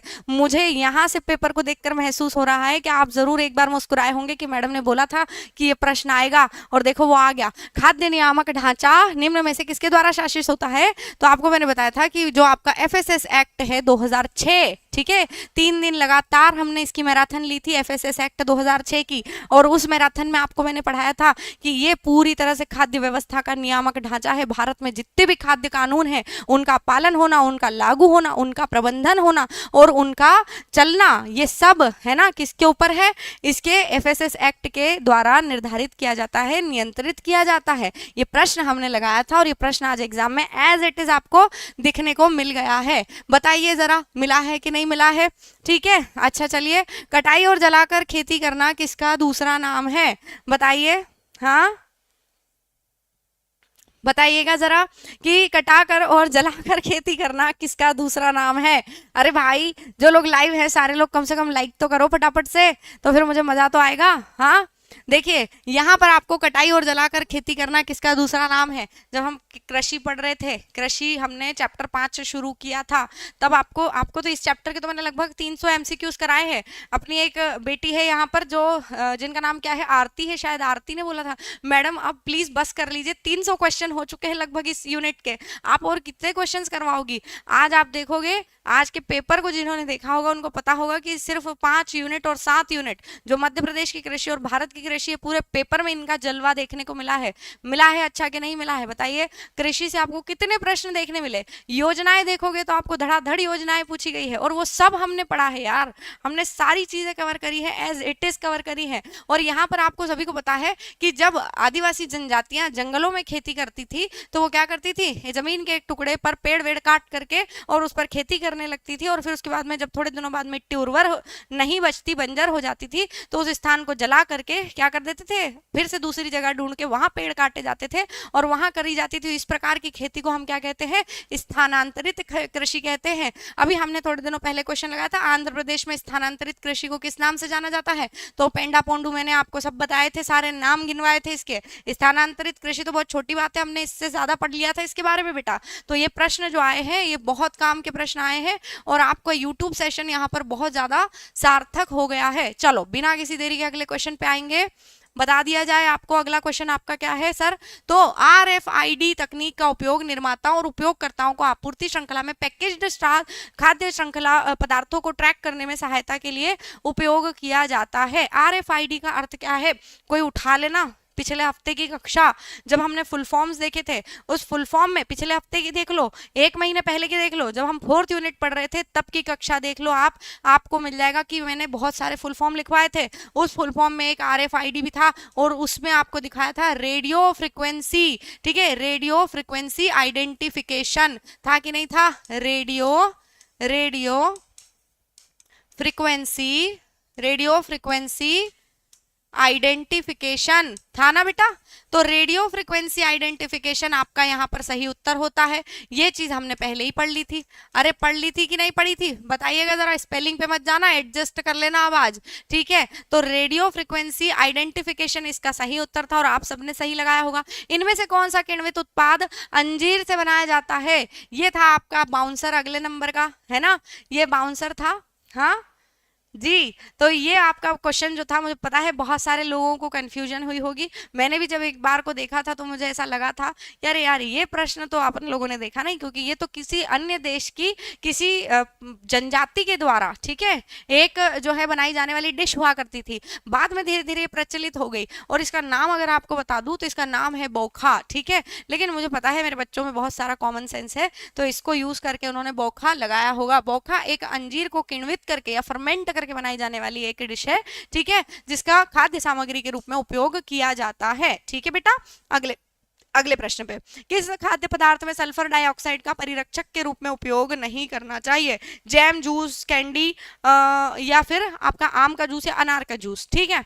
चलिए बना नहीं तो स्किप कर दिया, कोई बात नहीं। बोखा इसका सही उत्तर था, ठीक है, बोखा सही उत्तर था, ना कि साकी सही उत्तर था, ठीक है बेटा। अगला प्रश्न हम देखते हैं, सल्फर डाइऑक्साइड को परिरक्षक के रूप में, तो देखो याद रखना बेटा, सल्फर डाइऑक्साइड को, जैम जो चीज होती है ना, देखो जूस ऐसी चीज है और आपका कैंडी ये ऐसी चीजें हैं जो इजी जल्दी कंज्यूम होने वाली चीजें हैं, ठीक है, इनका लॉन्ग टाइम प्रिजर्वेशन नहीं किया जाता। तो आप जब जूस में और कैंडीज में डालते हो, ठीक है, तो आपका सल्फर डाइऑक्साइड एज अ परिरक्षक यूज हो सकता है, एज अ प्रिजर्वेटिव यूज हो सकता है। जबकि आप जैम को लॉन्ग टाइम के लिए, बहुत लंबे समय के लिए स्टोर करने वाले हो, तो सल्फर डाइऑक्साइड वहां पर यूज नहीं होता है, ठीक है। तो इसका आंसर क्या होगा, इसका आंसर अनानास जैम होगा, ना कि इसका आंसर जूस और कैंडी होगा। एक जैसे 2 ऑप्शन दिख जाए ना तो आपको वैसे ही गलत मान लेना चाहिए। यहां पर आपको एलिमिनेशन कैसा करना चाहिए था कि एक जैसे 2 ऑप्शन दिख गए तो इसका मतलब या तो ये सही होगा या तो ये सही होगा, है तो जूस ना। जूस का अगर आप परिरक्षण कर रहे हो तो फिर दोनों जूस का कर सकते हो, जूस एक जूस तो दोनों जूस हो सकते हैं, है ना। और ऑप्शन एलिमिनेट 2 हो गए, इसका मतलब बचे 2, ठीक है। तो यहां से आपका सीधा अनानास जैम निकल करके आ रहा है, क्योंकि आंवला कैंडी तो ऑलरेडी सूख चुकी है, उसका निर्जलीकरण हो गया है, तो ऑलरेडी अब उसमें शक्कर भर भर के डली होगी, आपको कोई भी उसका परिरक्षक अलग से डालने की जरूरत नहीं है। बच क्या रहा था, अनानास जैम, आंसर टिक हो जाता और सही हो जाता था, ठीक है बेटा। ये चीज आपको यहाँ पर ध्यान रखनी चाहिए थी। चलिए तो अगले प्रश्न पे आ जाओ। देखो यहाँ पर आपने भदावरी भदावरी तो बहुत पढ़ा होगा, ठीक है। मुझे नहीं पता कि आयोग ने किस मानसिकता के साथ इस प्रश्न को दिया है एज ए बाउंसर, लेकिन ये बाउंसर भी बहुत सरल था और बहुत सड़ा हुआ प्रश्न था, बहुत अंडरस्टैंडिंग था, ठीक है। अगर आप देखेंगे तो गोदावरी, गोदावरी एक नदी है बेटा, ठीक है, और गोदावरी साउथ इंडिया की एक बहुत महत्वपूर्ण नदी है। आपने सुना होगा गंगा गोदावरी नदियों के नाम, और उसी के नाम पर आपकी एक भैंस है जिनकी नस्ल का नाम रखा गया है। तो इनका संकरण कैसे तैयार किया गया है? तो तटीय आंध्र प्रदेश, ठीक है, तटीय आंध्र प्रदेश की स्थानीय नस्ल है, उसकी आपने मुर्रा के साथ में जब संकर बना दिया तो आपको क्या प्राप्त होती है? गोदावरी नस्ल प्राप्त होती है। बहुत सिंपल और बहुत अंडरस्टैंडिंग, थोड़ा सा लॉजिकल क्वेश्चन था, परंतु ये क्वेश्चन भी बहुत सरल था। अगर आप थोड़ा दिमाग लगा लेते तो यहाँ पर आपका प्रश्न गलत होने की बिल्कुल संभावना नहीं है, ठीक है। ये क्वेश्चन अगेन बहुत सिंपल है, ज्यादा टाइम नहीं लेंगे, हमने कई बार प्रैक्टिस कर ली है। ई कोलाई आपके हाथों में मौजूद रहता है, आप देखते हो उसको, है ना, जो वाटर एक्टिविटी है उससे बहुत ज्यादा प्रभावित होता है ई कोलाई जो है, तो आपको पानी के माध्यम से ही ये दूषित करता है भोजन को। ये बात हम सब जानते हैं और हमने कई दफा इस बारे में बात कर ली है। ज्यादा यहाँ टाइम खर्च नहीं करेंगे क्योंकि हमें टाइम वेस्ट नहीं करना है, बहुत सारे प्रश्नों के उत्तर लगाने बाकी है। खाद्य संरक्षण में सूक्ष्म जीवों को निष्क्रिय करने के लिए प्रयुक्त विधियों का संयोजन क्या है? देखो ये भी हमने बहुत बार पढ़ा है ना, ये भी हमने बहुत बार पढ़ा है। तो ये प्रश्न को आपको पता होना चाहिए कि हम हर्डल टेक्नोलॉजीज जब पढ़ते थे, हर्डल टेक्नोलॉजीज सबसे पहले आंसर आपको हेडिंग डलवाई गई थी मेरे द्वारा, और उस हर्डल टेक्नोलॉजीज के अंदर आप बहुत सारी विधियां पढ़ते हैं जो खाद्य संरक्षण में सूक्ष्म जीवों को निष्क्रिय करने के लिए यूज की जाती है। तो इसका आंसर क्या होगा? Hurdle technologies. आपके सिलेबस से ही एक प्रश्न आ गया है ये तो सीधा सीधा, ठीक है। पोल्ट्री के मांस को खाने के लिए सुरक्षित बनाने हेतु आदर्श आंतरिक पकाने का तापमान क्या होना चाहिए सर? तो क्या होना चाहिए अगर हमसे कोई पूछता है तो हमने तो क्लास में लगा लिया है इसको आंसर, कई बार लगा लिया है। जब हम बात करते हैं मांस की, जब हम बात करते हैं पोल्ट्री मांस की, या फिर हम बात करेंगे कौन से जो मीट होता है आपका, बकरे का मीट होता है या गाय का मीट होता है या फिर आपका भैंस का मीट होता है या सुअर का मीट होता है, जो हम इन सब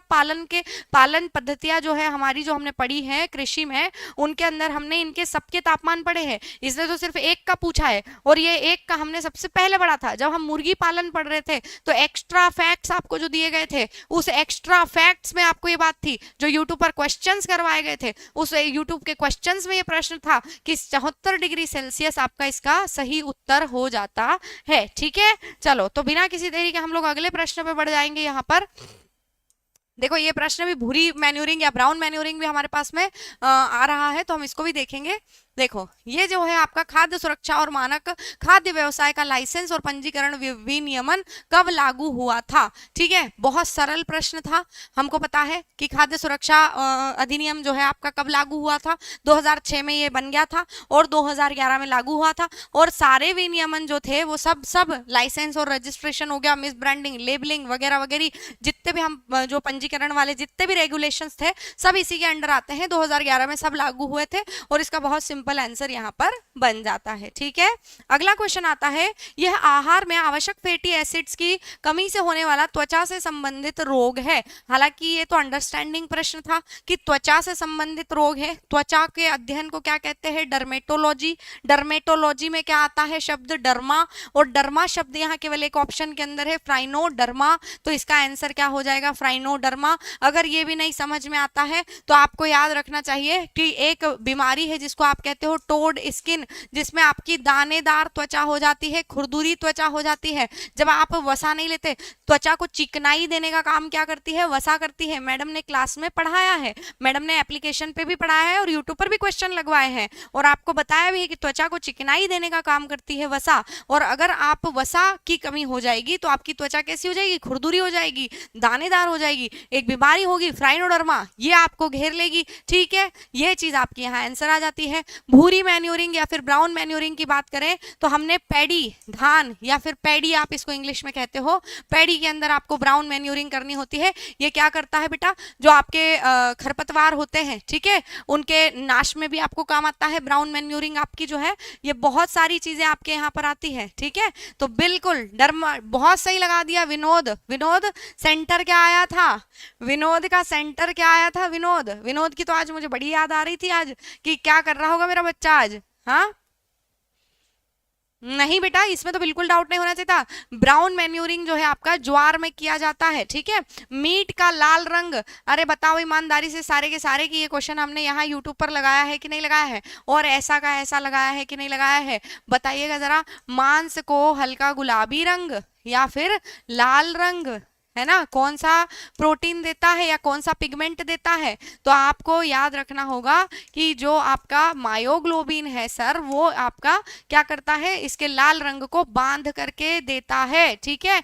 ये इसका आंसर हो जाएगा, ठीक है बेटा। अगले प्रश्न पे आ जाते हैं। देखो आप लोग देख रहे हो, लगभग लगभग मैं जब आपसे बोल रही थी कि लगभग लगभग 80 से 85 प्रश्न मुझे एज इट इज देखने को मिले हैं, जो हमने सब यूट्यूब पर प्रैक्टिस करे हैं, सब प्रैक्टिस करे हैं, और इससे ज्यादा प्रश्न हमने जो एप्लीकेशन है आपकी वहां पर है, और पूरा का पूरा पेपर आपका जो आपकी ई बुक है, उस जिसने ईमानदारी से उसको पढ़ा होगा, उतने में ही आपको पूरे के पूरे क्वेश्चन बन जाने चाहिए थे। इतना डेटा आप लोगों को दिया है, ठीक है।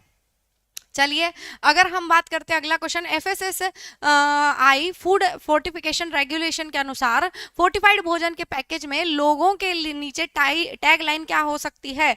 तो आपको बता दूं, मुझे आज तक याद है मेरा पहला लेक्चर, ठीक है, मेरा FSO की कक्षा के लिए पहला लेक्चर था, जब आपको मैंने पहला टॉपिक पढ़ाया था यूट्यूब पर थ्योरी के माध्यम से, जिसका नाम था खाद्य फोर्टिफिकेशन। और उस खाद्य फोर्टिफिकेशन के अंदर आपको मैंने सबसे पहली लाइन जो बताई थी कि फोर्टिफिकेशन क्या होता है, खाद्य सुदृढ़ीकरण क्या होता है, उसकी परिभाषा, और दूसरी लाइन बताई थी आपको कि जो फूड फोर्टिफिकेशन है उसके नीचे आपको एक टैग लाइन देखने को मिलती है। यूट्यूब पर क्वेश्चन कराते कराते गूगल खोला था और आपको दिखाया था संपूर्ण पोषण स्वस्थ जीवन, ये टैग लाइन मिलेगी, ठीक है। आज से थोड़ा कम राजकुमार राव का एक ऐड दिखाया था, उसके साथ साथ इसके साथ साथ, है ना, उचित भोजन बेहतर जीवन, आज प्रश्न देखने को मिला। ये सब हमने यूट्यूब पर एक ही दिन में कवर किए थे, और वो सब आपको आज यहाँ पेपर में देखने को मिले हैं। आएगा, वो भी आएगा, ठीक है। ISO 22,000 में 2 चक्र होते हैं जो एक के अंदर एक कार्य करते हैं, जो निम्न को संदर्भित करता है। किसको संदर्भित करता है बताइएगा जरा। हाँ, आप लोगों को ये क्वेश्चन बाउंसर लगा होगा, तो जी हाँ बिल्कुल बाउंसर था, ये भी एक तरह से बहुत उलझाने वाला प्रश्न था। तो 2 चक्र होते हैं, PDCA चक्र होता है, ठीक है। ये कौन सा चक्र होता है बेटा? तो याद रखना PDCA चक्र होते हैं, और ये दोनों चक्र अलग अलग, एक तो आपका HACCP को कंट्रोल करता है, ठीक है, HACCP, और एक आपका जो होता है पहला HACCP नहीं होता है, ठीक है, ये सेकेंड होता है, ये सेकेंड होता है। और फर्स्ट क्या होता है? तो फर्स्ट आपका किसको, FSMS के लिए होता है, पूरा FSMS के लिए PDCA चक्र चलता है बेटा, ठीक है। तो इसका आंसर PDCA होगा। मुझे पता है बाउंसर होगा, बहुत से बच्चों ने छोड़ा होगा, कोई गलत बात नहीं है, ठीक है, छोड़ दिया तो अच्छी बात है। मिस ब्रांडिंग का मतलब क्या है? अरे बता दो भाई, हमने पढ़ा है कि नहीं पढ़ा है, बताइएगा जरा। हमने इस प्रश्न को लगाया है कि नहीं बताया? कमेंट सेक्शन पूरा का पूरा खड़खड़ा डालना कि हाँ हमने ये पढ़ा है, ठीक है। क्योंकि आपको पता है कि मिस ब्रांडिंग का मतलब होता है जब किसी खाद्य उत्पाद पर आप लिख देते हो क्या, कि हमारे जो आलू है उनके अंदर तो सोना है, ठीक है, या फिर हमारा जो बोर्नविटा है उसके अंदर तो कैल्शियम है, प्रोटीन है, ये है अलाना फलाना, ये सब चीजें, ये सब डायलॉग्स मैं पहले बोलती थी और आपको बताती थी कि जब आप ऐसी ब्रांडिंग करते हो तो इसको आप क्या कहते हो? मिस ब्रांडिंग या गलत ब्रांडिंग कहते हो, ठीक है। भारत में कौन सी संस्था GM फसलों को मंजूरी देती है? अगेन आपका 10th यूनिट का प्रश्न है ये, जब हम पढ़ रहे थे किसको, जेनेटिक, जो आपका यहाँ पर जेनेटिकली मॉडिफाइड फसलें होती है उनके लिए एक कमेटी होती है, ठीक है, जेनेटिकली इंजीनियरिंग अप्रेजल कमेटी, याद है, GEAC, genetic engineering appraisal committee. Time लगेगा लिखने में और जगह नहीं है, इसीलिए आपको बोलकर बता दिया है। तो GEAC GM फसलों को मंजूरी देती है, ये बात आपको मैंने पहले भी बताई है, और इसका प्रश्न आया है आज आपको ऐसा का वैसा, और यहाँ पर आपको इसका सही उत्तर क्या होगा? GEAC होगा। हालांकि विवाद यहाँ उत्पन्न होगा कि जो फसाई है, फसाई भी यहाँ पर आपको बहुत सारे खाद्य उत्पादों को लॉन्च करने की मंजूरी देता है, तो हो सकता है कि यहाँ पर विवाद उत्पन्न हो जाए। हालांकि आयोग किसको आंसर मानता है उसके ऊपर अपन तो जाएंगे, लेकिन मूल रूप से मंजूरी कौन देता है? तो जेनेटिक इंजीनियरिंग अप्रेजल कमेटी के द्वारा GM फसलों को मंजूरी दी जाती है, ठीक है बेटा। चलिए बहुत बढ़िया, अगला प्रश्न देखें क्या? अगले प्रश्न के ऊपर आ जाएंगे, फटाफट से देखते हैं, देखेंगे हम अगला प्रश्न क्या है। देखो रे, माइक्रोवेव वाला आ गया। बहुत आपको यहाँ पर लिमिटेड प्रश्न करवाए थे और बोला था साथ साथ में क्या आप पढ़ना है, इससे ज्यादा जरूरी ये होता है, इस बात की समझ रखो कि क्या नहीं पढ़ना है। ठीक है, बताया था कि कौन सा कथन माइक्रोवेव प्रसंस्करण के लिए सही नहीं है। तो देखो याद रखना, जब आपको मैंने पढ़ाया था तो बोला था कि जो इसमें डाइपोल ध्रुवीकरण होता है, जो डाइपोल बन जाते हैं, तो दोनों तरफ से आप देखोगे, बोली थी ये लाइन कि माइक्रोवेव में जब भी आप कोई प्लेट रखते हो तो गोल गोल घूमती है और गोल गोल घूम के चारों तरफ से बराबर घूमती और पकती है। क्यों? क्योंकि आपको याद रखना है कि उसमें डाइपोल निर्मित हो जाता है। ये बात आपको मैंने यूट्यूब पर समझाई थी, एप्लीकेशन पर समझाई थी अलग अलग तरीके से, जबकि आपको मैंने बताया था कि आयन प्रदोलन जो है आपका, ये आयन प्रदोलन यहाँ पर नहीं होता है। ठीक है, आयन प्रदोलन आपका यहाँ पर नहीं होता है। ये आयन प्रदोलन से ऊष्मा नहीं उत्पन्न करता, द्विध्रुव ध्रुवीकरण से ऊष्मा उत्पन्न करता है। विद्युत चुंबकीय तरंग है तो बिल्कुल सही है। सूखे हुए पदार्थ ज्यादा अच्छे से गर्म होते हैं तो बिल्कुल सही बात है। यहाँ पर आपका सही क्या नहीं है, तो आपका प्रश्न का आंसर कौन सा सही होगा यहाँ पर बेटा? बी, क्योंकि ये सही नहीं है। आयन प्रदोलन से यहाँ पर ऊष्मा उत्पन्न नहीं होती है। ठीक है बेटा, ये बात आपको याद रखनी है। अगले प्रश्न पे आ जाएंगे। तीव्र गुणन और रोग मुक्त पौधे प्राप्त करने के कारण किस फलदार पौधे में परंपरागत प्रवर्धन की तुलना में सूक्ष्म प्रवर्धन ज्यादा पसंदीदा होता है? तो याद रखना, जब आपको एक जैसे एक समान साइज के फल चाहिए होते हैं, जब आपको बिना वायरस से के संक्रमण वाले फल चाहिए होते हैं, तब आप माइक्रो प्रोपोगेशन की तरफ जाते हो। और माइक्रो प्रोपोगेशन सबसे ज्यादा प्रचलित हो गया है आजकल केले में, क्योंकि एक समान दिखने वाले एक जैसे साइज वाले वायरस फ्री फल अगर आपको प्राप्त करने हैं तो आप माइक्रो प्रोपोगेशन करते हो इसके अंदर, और केला इसका सही उत्तर हो जाता है। थोड़ा सा स्पीड और बढ़ाएंगे अपन लोग यहाँ पर अपनी अब, क्योंकि आपको अभी भी क्वेश्चन 50 बचे हुए पूरे। ठीक है, तो हम इनको भी देखेंगे एक एक करके। सब्जियों के निर्जलीकरण की विधि में हरा रंग बनाए रखने के लिए ब्लांचिंग के पानी में निम्नलिखित में से कौन सा रसायन उपयोग किया जाता है? वही रसायन उपयोग किया ना जाएगा जो कि आपका किसको बचा के रखेगा? क्लोरोफिल को बचा करके रखेगा। क्लोरोफिल को नष्ट होने दिया अगर तो फिर हरा रंग भी नहीं रहेगा, क्योंकि हरे रंग के लिए क्या इंपॉर्टेंट है? क्लोरोफिल बना रहे वैसा का वैसा, और क्लोरोफिल बना रहता है ऐसा का ऐसा किससे? सोडियम बाइकार्बोनेट से बना रहता है। बहुत सरल, बहुत सिंपल, कोई भी लगा देगा इस चीज को कि आप रंग को बनाए रखने के लिए किसका यूज करते हो, तो सोडियम बाइकार्बोनेट खाने वाला सोडा आपका जो होता है, ठीक है, उसकी बात हम करते हैं। ठीक है ना, चलिए अगले प्रश्न में आएंगे। बताओ भैया, गिरधारी, राजेंद्र, कोमेश, माधुरी, आर.डी. कुशवाहा, रविंद्र, सभी लोग बताओ चिल्ला चिल्ला करके कि हमने सारी विधियां पढ़ी हैं कि नहीं पढ़ी है। अगर आपसे टेंडराइजिंग पूछता तब भी बता देते, बैक्टीरिया उन्मूलन पूछता तब भी बता देते, और ऐसा बोलता कि पंखों को निकालने की प्रक्रिया को क्या बोलते हैं तो तब भी आप बता देते, क्योंकि हमने इसको दोनों जगह पर बहुत भर भर के पढ़ा है कि स्कॉल्डिंग की विधि होती है जिसके अंदर आप पंखों को निकालने की प्रक्रिया को संपन्न करते हो। जो मुर्गियां होती है जब वो मर जाती हैं, तो या मर जाती नहीं, उनको जब आप वध कर देते हो तो उसके बाद गर्म पानी में डुबाते हो, उनके पंख नरम किए जाते हैं और फिर पंखों को निकालने की प्रक्रिया की जाती है, जिसको आप क्या कहते हो बेटा? पंख निकालने की प्रक्रिया या स्कॉल्डिंग कहते हो। ठीक है, इसके बाद आप टेंडराइजेशन की तरफ जाते हो। ठीक है, अगली बात करेंगे, एफएसएसएआई की किस धारा के अंतर्गत खाद्य लाइसेंस जारी किए जाते हैं? बताइएगा, इसका आंसर क्या लगाए हैं सारे के सारे, बताइएगा जरा जल्दी से। इसके लिए आपने क्या आंसर लगाया है? हाँ, नींद नहीं आ रहा है, अब कैसे नींद आएगी? अब तो पेपर अच्छा चला गया बेटा, अब कैसे नींद आएगी बताइए जरा जल्दी से। हाँ, एफएसएसए की धारा 15 के तहत, कोडेक्स की धारा 22 के तहत, एफएसएसए की धारा 31 के तहत, या फिर एफएसएसए 2006 की धारा 45 के तहत। तो हम सब जानते हैं इसका सही उत्तर क्या है, इसमें बिल्कुल डिस्कशन करने की जरूरत नहीं है। धारा 31 इज द राइट आंसर, और बिल्कुल सही लगाया है जिन्होंने लगाया है। हमने तो इसको 3-3 दिन तक पढ़ा था बहुत अच्छे से, तो हमको तो यहाँ पर बिल्कुल डाउट नहीं हुआ है। ठीक है, कौन सा विकिरणीय स्रोत खाद्य पदार्थों के लिए उपयुक्त नहीं है? बताइए। ये अगेन एक बाउंसर क्वेश्चन था जिसमें आपको सीजियम 137, कोबाल्ट 60, सेलेनियम 75 और एक्सरेज दी गई है। हमने जब विकिरणों के द्वारा खाद्य प्रसंस्करण को पढ़ा था तो आपको मैंने बताया था कि आपका जो एक्सरे हो गई, कोबाल्ट 60 हो गया, सीजियम 137 हो गया, ये सब यूज होता है, लेकिन सेलेनियम 75 उपयुक्त नहीं होता खाद्य पदार्थों के लिए बेटा, तो इसीलिए सेलेनियम 75 इसका सही उत्तर हो जाएगा। ठीक है, फ्रोजन मछली को रखने का तापमान क्या है? किसी भी फ्रोजन पदार्थ को, सिर्फ मछली नहीं, किसी भी फ्रोजन पदार्थ को रखने का सही तापमान क्या है, तो आपको पता होना चाहिए कि 18 डिग्री से -18 डिग्री से कम तापमान पर आपको उसको स्टोर करके रखना होता है, तो वो ज्यादा से ज्यादा शेल्फ लाइफ उसकी बड़ी रहेगी। बता दो कि हमने यहाँ पर किया है इस प्रश्न को कि नहीं किया है।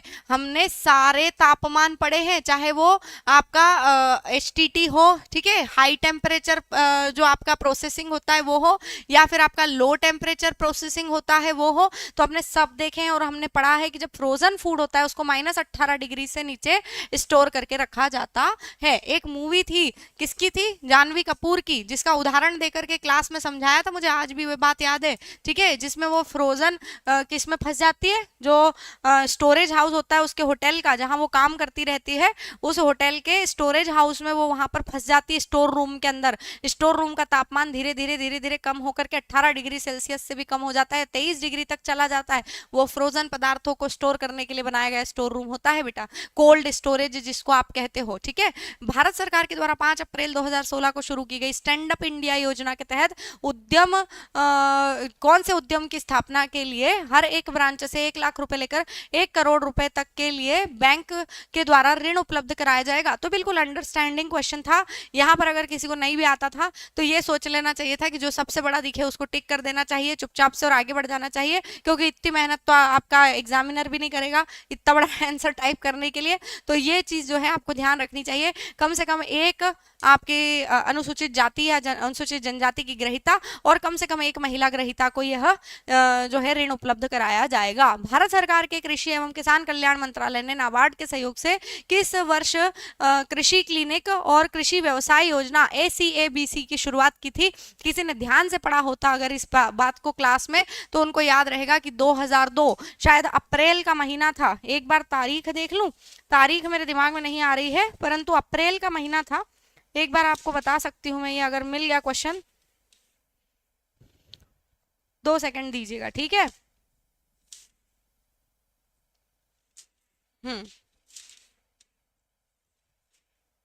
नहीं है अपने पास इसका, मिल नहीं रहा मुझे वो। हाँ, 9 अप्रैल, अप्रैल का ही महीना था और 9 अप्रैल की तारीख थी। 9 अप्रैल 2002 को ACABC योजना की शुरुआत की गई थी, ठीक है। इस बात को आपको याद रख लेना है। चलो अगली बात है आपके सामने यहाँ पर, यहाँ याद रखेंगे खाद्य सुरक्षा प्रबंधन प्रणाली के लिए कौन सा कथन गलत है। तो भैया ये आपको सीधी बात है, यहाँ पर पहला ही पॉइंट सुन करके आपने सबसे पहले सही लगा देना चाहिए था कि यही गलत है, यही गलत है, क्योंकि ये कैसी है, निवारक है, ठीक है। कहाँ गया निवारक, ये रहा। ये कैसी सर्विसेज है, प्रिवेंटिव है, प्रिवेंटिव ना कि सुधारात्मक है, ठीक है। पहला ही ऑप्शन देखकर हमको समझ आ जाता है, क्योंकि हमने तो इस क्वेश्चन को कई बार जो है सॉल्व किया गया है, ठीक है। तो हमने इसको बोला है पहले उपचारात्मक। उपचार का मतलब क्या होता है, निवारण करना, ठीक है। आप क्या बोलते हो, इसको निवारक बोलते हो, प्रिवेंटिव बोलते हो, ना कि इसको सुधारात्मक बोलते हो, ठीक है। ये चीज आपको ध्यान रखनी है। अगला क्वेश्चन आपके सामने क्या है, तो चारकोल गलन, अगर ये किसी को नहीं भी आता तब भी वो सही लगा देता था, ठीक है। चारकोल गलन या चारकोल रॉट, चारकोल जैसा पाउडर काला काला। आपके सबके घर में प्याज होंगे, सबके घर में प्याज होंगे, कोई भी ऐसा नहीं होगा जो प्याज ना खाता हो। अगर नहीं खाता होगा तब भी प्याज देखा तो होगा। और प्याज सड़ते हैं, आपने देखा होगा उनके अंदर से काला काला का चारकोल जैसा पाउडर निकलने लगता है, ठीक है। वही चारकोल रॉट होता है और वो बीमारी आपसे पूछ ली गई है। तो बिल्कुल कॉमन सेंस का क्वेश्चन था, यहाँ पर प्याज आंसर है। हालांकि बता दूं यहाँ विवाद होगा और आलू को भी आंसर माना जाएगा, ठीक है।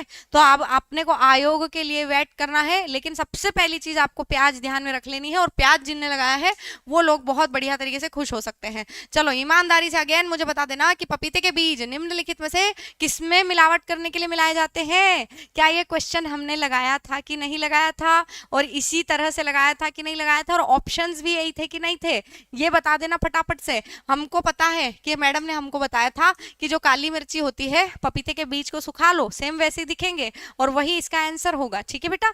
तो हाँ बिल्कुल इसका आंसर सही होगा आपका काली मिर्ची, ठीक है। चलिए अगले प्रश्न पे आ जाते हैं, इसके साथ साथ अपन लोग फटाफट से और अगला प्रश्न देखेंगे। हमारे पास अगला प्रश्न आ रहा है दौड़ दौड़ कर।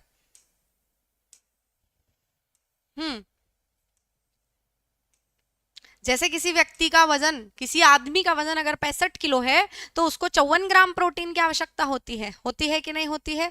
हाँ, तो इसका ऑप्शन पोटैटो भी होगा। ठीक है, दोनों तरह से आंसर्स इसके लगेंगे।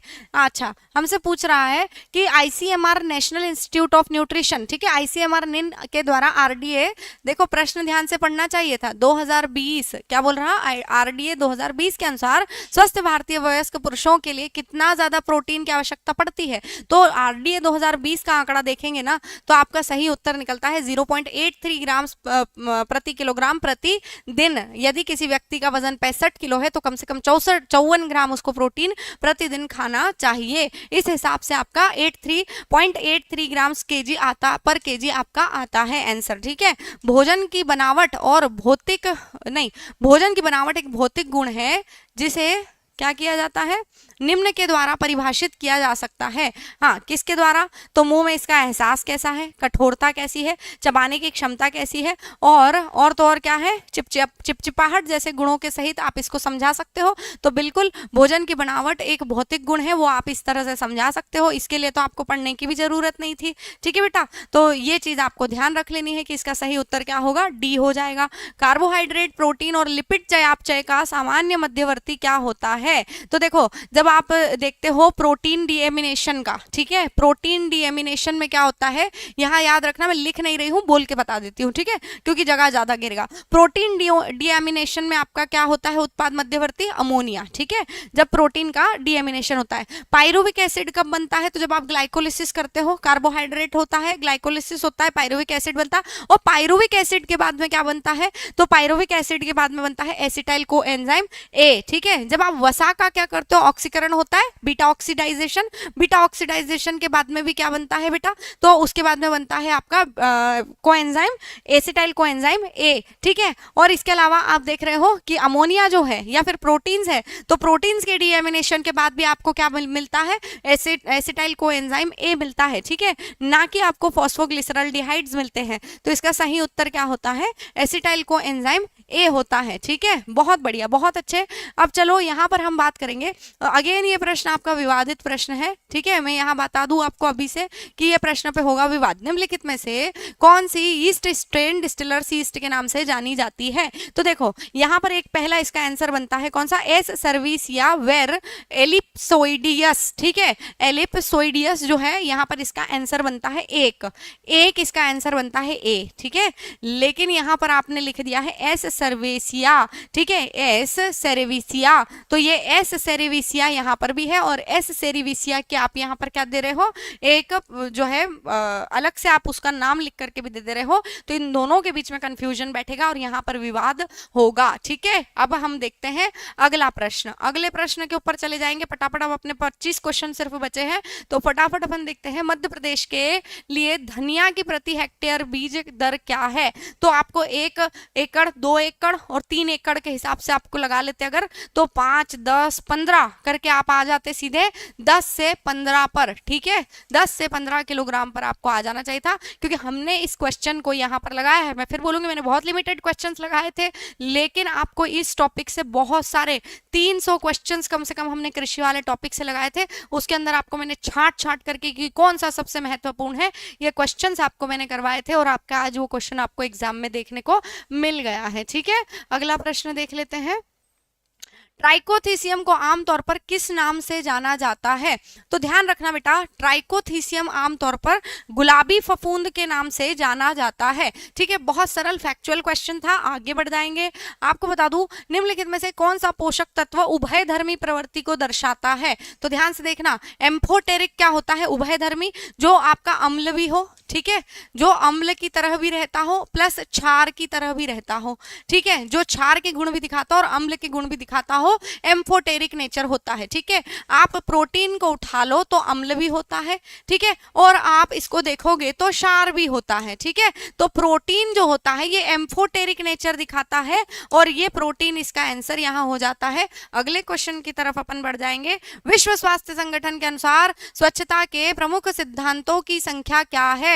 आपको स्पष्ट तौर पर पढ़ाया था, स्पष्ट तौर पर यहाँ तक कि खोल कर पढ़ाया था कि पहले नंबर का कौन सा है, दूसरे नंबर का कौन सा है, तीसरे नंबर का कौन सा है। जैसे दो खाद्य पदार्थों को पास पास में नहीं रखना है, साफ पुराने और नए मतलब बासी और ताजे भोजन को अलग अलग करके रखना है, कच्चे और पके हुए भोजन को अलग अलग करके रखना है, आपको हमेशा सूखे और नमी वाले खाद्य पदार्थों को अलग अलग करके रखना है। इस तरह के 5 टोटल सिद्धांत WHO के द्वारा आपको सिखाए गए हैं और ये मैंने आपको बताए थे।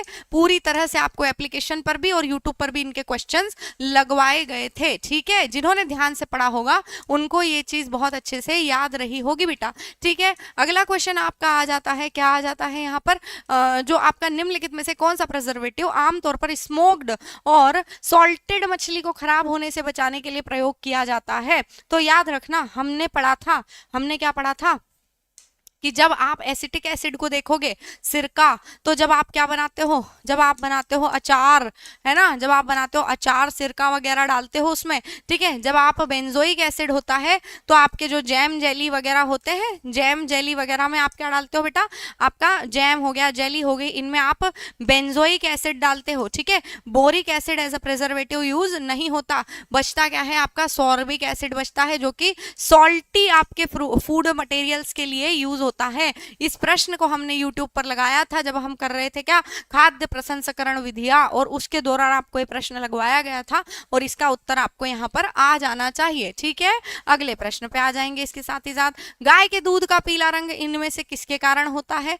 तो आपको पता ही है, सभी को पता है कि इसका उत्तर क्या होगा, इसका उत्तर होगा कैरोटीन। ठीक है, गाय के दूध का पीला रंग कैरोटीन के कारण होता है। अच्छा, मसल में ये हमने कई बार लगा लिए हैं, इसलिए मैं ज्यादा टाइम नहीं खर्च कर रही हूँ। ठीक है, हमने कई बार इन प्रश्नों को लगा लिया है, पर हमको जल्दी जल्दी आगे बढ़ना है, इसलिए हम यहाँ पर रुक नहीं रहे हैं बेटा। ठीक है, चलिए अगली बात करेंगे हम लोग। यहाँ पर क्या है, मसल में कार्बोहाइड्रेट्स किस रूप में आरक्षित होते हैं। अगेन मैं कहूंगी कि इसी हफ्ते की फाइल्स उठाकर देख लीजिएगा, इसी हफ्ते के क्वेश्चंस आप यूट्यूब PDF के आप एप्लीकेशन पे जाइए और सर्च कर लीजिए, फ्री PDF आपके लिए डली है। आपको ये प्रश्न देखने को मिल जाएगा कि आपके शरीर में ग्लूकोज किस रूप में स्टोर्ड रहता है, आपको बताया गया है ग्लाइकोजन के रूप में स्टोर्ड रहता है। ठीक है, याद रखिएगा। इसके साथ साथ हमने लिवर की बात भी करी थी, इसके बाद हमने लिवर का क्वेश्चन लगाया था और लिवर सिरोसिस का एक्सप्लेनेशन दिया था, याद कर लेना। ठीक है, चलो, ग्रीन सिकर सेंसिंग सिस्टम फसल को किस तत्व की जरूरत है यह अनुमान लगाता है। अगेन एक बाउंसर प्रश्न आप सभी के समक्ष आते हुए, इसका आंसर आपको बता दूं, नाइट्रोजन होता है। ठीक है, नाइट्रोजन की आवश्यकता कितनी है उसके हिसाब से नाइट्रोजन उपलब्ध कराया जाता है, ग्रीन सिकर सेंसिंग टेस्ट इसके लिए अपनाया जाता है। ठीक है बेटा, चलिए अगले प्रश्न पे आ जाएंगे। अगला प्रश्न देखते हैं फटाफट से। शराब में ग्लिसरॉल के किण्वन के परिणाम स्वरूप क्या अलगाव आता है या क्या बदलाव आता है, तो याद रखना ये प्रश्न पर विवाद होगा। ठीक है, इस प्रश्न पर विवाद होगा क्योंकि ग्लिसरॉल के फलस्वरूप मीठापन आता है। ठीक है, मीठापन आता है जो कि इस ऑप्शंस में नहीं है, इसमें ऑप्शंस में नहीं है। यहाँ आपको खट्टा दे दिया है, कड़वा दे दिया है, श्वारा या फिर टूरने या फिर थोड़ा तुरा तुरा सा टेस्ट जो होता है वो दे दिया है, जबकि यहाँ पर मीठा टेस्ट आता है, मीठापन आता है। शराब जो होती है हल्की सी मीठापन ले लेती है। ठीक है, तो ये ग्लिसरॉल के किण्वन के फलस्वरूप होता है जो यहाँ पर विवाद के रूप में आपको देखने मिलेगा। हालांकि आयोग क्या कहता है उसके ऊपर हम विचार करेंगे बाद में। ठीक है, ईट राइट इंडिया अभियान का प्रमुख स्तंभ क्या है, तो बताइए भैया, हमने पढ़ा था कि नहीं पढ़ा था कि आपका सही भोजन बेहतर जीवन। बार बार आपको YouTube से गूगल खोल खोल कर दिखाती थी कि भैया देख लो, आपका जो यहाँ पर आपका ईट राइट इंडिया मूवमेंट है जो 2018 में शुरू किया गया है, उसका आपका टैग लाइन है सही भोजन बेहतर जीवन। सही का पर्यायवाची उचित भी होता है और उचित भोजन आपका यहाँ पर सही उत्तर हो जाता है। ठीक है बेटा, सॉर्बिक अम्ल और उसके लवण निम्न में से किनके विरुद्ध उपयोगी है, तो याद रखना बेटा इसका आंसर है ईस्ट और फफूंद दोनों के विरुद्ध सॉर्बिक एसिड जो है वो यूजफुल है। बिकॉज सॉल्टेड आप जब करते हो, ठीक है, जो आप मछली हो गया या सॉल्टेड फिश, स्मोक्ड फिश हो गई, इनके ऊपर ईस्ट और फफूंद लगने का खतरा होता है, सॉर्बिक एसिड उसमें बहुत काम आता है। ठीक है बेटा, इस बात को याद रखना है हमें। भारतवर्ष में किस फसल पद्धति के अंतर्गत अधिकतम क्षेत्रफल आता है, ठीक है, अधिकतम क्षेत्रफल किसके अंतर्गत आता है, तो हमको सबको पता है यहाँ पर अधिकतम क्षेत्रफल किसके अंतर्गत आता है, धान गेहूं बेल्ट जो है आपका, या धान गेहूं फसल क्षेत्र सर्वाधिक हिस्से में बोया जाता है भारत के। अगर सर्वाधिक बोई जाने वाली फसल या सर्वाधिक आपका जो फसलीकरण होता है किससे संबंधित होता है, तो बोलते हैं अकेला अकेला होता तो धान, और अगर दो पूछे हैं तो धान गेहूं फसल आपका होता है। ठीक है बेटा, इस बात को ध्यान रखना है हमको। ठीक है, चलो बिना किसी देरी के अगले प्रश्न पे आ जाएंगे हम लोग। बहुत कम प्रश्न बचे हैं, अब अपने सिर्फ 10-12 प्रश्न और बचे हैं, तो एक बार देख लेते हैं इनको हम कि क्या है अगला प्रश्न। किस फ्रीजिंग विधि में सूक्ष्म क्रिस्टल का निर्माण देखा जाता है। पिछले हफ्ते शायद हमने सेकंड यूनिट के क्वेश्चंस लगाए थे, तो उसमें आपको मैंने ये पढ़ाया था कि क्रिस्टल्स बन जाते हैं। जो एक्सप्लेनेशन यहाँ देती थी ना आपको, 1 घंटे में आपको 15-15, 20-20 क्वेश्चन ही हो पाते थे। उसका कारण क्या होता था कि हम एक क्वेश्चन के अंदर 15-15 क्वेश्चन कर लेते थे, उसमें पूरा एक्सप्लेन करती थी। तब आपको पता था कि क्विक फ्रीजिंग जो होती है, क्विक फ्रीजिंग में आपको क्या देखने को मिलता है, आपको क्रिस्टल बन जाते हैं। ठीक है, तो इस क्रिस्टल से बचाने के लिए आप क्या करते हो, इसके लिए आप टेम्परेचर का मेंटेन करके रखते हो, टेम्परेचर का मॉनिटरिंग करते हो। बहुत सारी चीजें आपको क्विक फ्रीजिंग के बारे में पिछले हफ्ते ही मैंने समझाई थी। आज वहां से आपने प्रश्न देख लिया है, और आपसे अगला प्रश्न आ जाता है, ISO का मुख्यालय कहाँ पर है, बताइएगा जरा। ISO का मुख्यालय कहाँ पर है, इसका आंसर क्विक फ्रीजिंग होगा। याद रखना, जिन्होंने गलत लगाया है वो लोग सही कर लेना। ठीक है, याद रखना है इसको। ISO का मुख्यालय प्रश्न नंबर 136, प्रश्न नंबर 136, ISO का मुख्यालय कहाँ पर है, बताओ जल्दी से। मैं पानी पी लूं थोड़ा सा यार, बहुत देर हो गई कंटिन्यू बोलते बोलते। जल्दी से बताएंगे।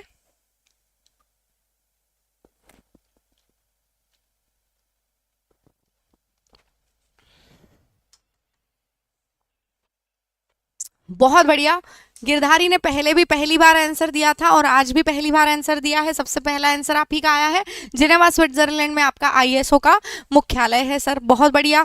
जमीन के एक टुकड़े में अलग अलग ऊंचाइयों की 2 या 2 से अधिक फसलों को निश्चित समय के लिए साथ में उगाने को क्या कहते हैं, बताओ। हमने समांतर फसल भी पढ़ी है, हमने सहचर फसल भी पढ़ी है, हमने बहुस्तरीय भी पढ़ी है, और सहक्रियात्मक फसलें भी हमने पढ़ी है, जिसको आप कंपेनियन बोलते हो। लेकिन आपको पता है कि मल्टी टियर क्रॉपिंग या फिर बहुस्तरीय फसल में आप यही करते हो, एक स्तर नीचा एक स्तर ऊंचा। जैसे नारियल के साथ केला, केले के साथ अदरक, ये आप करते हो, तब आप क्या करते हो, बहुस्तरीय खेती करते हो। अलग अलग ऊंचाइयों वाली फसलों को एक साथ आप करते हो यहाँ पर बुआई। ठीक है, अगला प्रश्न, यह किसी खाद्य उत्पाद में व्यवहार्य कोशिकाओं की संख्या निर्धारित करने के लिए अब तक की सबसे व्यापक रूप से प्रयुक्त विधि है, बताइए। तो इसका आपका सही उत्तर क्या हो रहा है, इसका सही उत्तर क्या होगा, जल्दी जल्दी से बताइएगा, इसका सही उत्तर क्या होगा।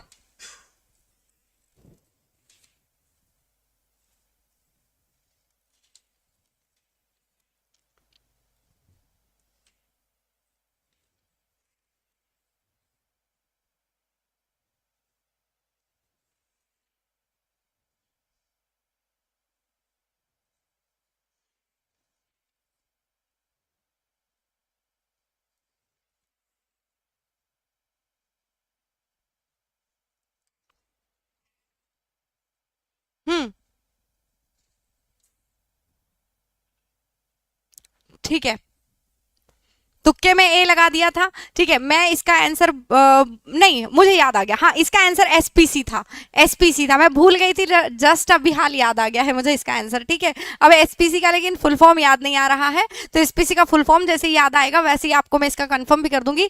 लेकिन इसका फुल फॉर्म अगर आप लोगों में से किसी को याद है तो कॉमेंट कर दो। इतने सारे प्रश्नों में से एक प्रश्न का फुल फॉर्म मुझे याद नहीं आ रहा है, तो आप वो लोग कमेंट कर दीजिए फटाफट से, तो याद आ जाएगा मुझे भी। लेकिन इसका सही उत्तर SPC होगा, व्यापक रूप से उपयोग होने वाली विधि आपकी SPC होती है। ठीक है, स्टैंडर्ड से इसका फुल फॉर्म शुरू होता है, गलत नहीं बताना है, इसलिए मैं आपको गलत नहीं बता रही हूँ। FSSAI की किस धारा के तहत मिस ब्रांडिंग निषेध या फिर जो है आपका क्या बोलते हैं, मिस ब्रांडिंग या गलत ब्रांडिंग के लिए प्रतिषेध है, बताइए। ये भी हमने किया है और बहुत बार किया है। और देखो हम लोग अगर बात करें इसकी, तो यहाँ पर देखो दो तरह से इस प्रश्न के ऊपर विवाद उठाया जा सकता है कि एक तो आपकी सही बात पूछी नहीं है। ठीक है, आप अगर दंड के प्रावधान की बात करते हो तब तो आपका आंसर 52 आ जाएगा, 52 सही है। लेकिन अगर आप उल्लेख की बात करते हो तो प्रतिषेध तो धारा 24 में भी कर दिया गया था, प्रतिषेध तो वहीं कर दिया गया था। ठीक है, तो दंड आपने 52 में दिया है, यहाँ बोला कि 52 दे रखा है, तो हाँ स्टैंडर्ड प्लेट काउंट, ठीक है बेटा, स्टैंडर्ड प्लेट काउंट से आपको माइक्रो ऑर्गेनिजम्स की सटीक जानकारी मिलती है, सटीक मात्रा की जानकारी मिलती है, और इसीलिए ये विधि आपके आजकल क्या करते हैं, बहुत ज्यादा बहुलता से प्रयोग की जाती है। स्टैंडर्ड प्लेट काउंट इसका आंसर है, ठीक है। चलो बहुत बढ़िया, जिसने भी यहाँ पर कॉमेंट किया तो बहुत बढ़िया बेटा, बहुत अच्छे, मैंने बताया है ये। हाँ, यह द्रव निलंबन में घटकों और व्यक्तिगत कोशिकाओं के गुणों को मापने का विज्ञान है। बताइए, द्रव निलंबन, ठीक है, द्रव निलंबन में घटकों का, द्रव लिक्विड फ्लो, साइटोमेट्री कोशिकाएं, ठीक है, कोशिकाओं को फ्लो किया जाता है, ठीक है, और उनके गुणों का आकलन किया जाता है फ्लो साइटोमेट्री के अंदर, ठीक है। साइटोमेट्री आपको पता होना चाहिए, साइटोलॉजी किसका विज्ञान है, कोशिका का, फ्लो लिक्विड द्रव, यहां से आंसर आपका बन जाता था फ्लो साइटोमेट्री। निम्नलिखित में से किस योजना का नाम बदल करके प्रधानमंत्री पोषण शक्ति निर्माण योजना कर दिया गया है? हम सब जानते हैं और अनगिनत बार हमने इस प्रश्न को लगाया है। वर्ष 2021 से प्रधानमंत्री पोषण योजना के नाम से यह योजना जानी जाने लगी है, ठीक है, तो हमको याद हो जाना चाहिए। अगला आपको याद होना जरूरी है, बिकॉज ये प्रश्न भी हमने कई बार किया है कि निम्नलिखित खाद्य पदार्थों में से कौन सा जिंक ऑक्साइड एनामल से कोटेड कंटेनर में संग्रहित नहीं किया जा सकता है। हमेशा से बताती आई हूं कि एसिड का संग्रहण आप नहीं कर सकते हैं किसी अन्य केमिकल के साथ कोटेड इनेमल से, बिकॉज रिएक्शन हो सकती है। तो इसका आंसर सिरका हो जाएगा, क्योंकि सिरके का नाम क्या है, एसिटिक एसिड, ठीक है। तो इसीलिए हम लोग अगले क्वेश्चन पर पहुंचते हैं। जैम, जेली और अचार को बनाने के लिए कौन से सिद्धांत को यूज किया जाता है? तो हम सब जानते हैं कि आप जैसे मुरब्बा डालते हो तो उसमें होता है क्या, बहुत सारी शक्कर, ठीक है। अचार डालते हो तो बहुत सारी आपकी क्या होती है बेटा, बहुत सारा नमक होता है, ठीक है। तो आप ये दोनों चीजें क्या करती है, ये दोनों चीजें ऑस्मोसिस करती हैं और आपके जो पदार्थ है, खाद्य पदार्थ है, उसकी नमी को अपने अंदर सोख लेती है।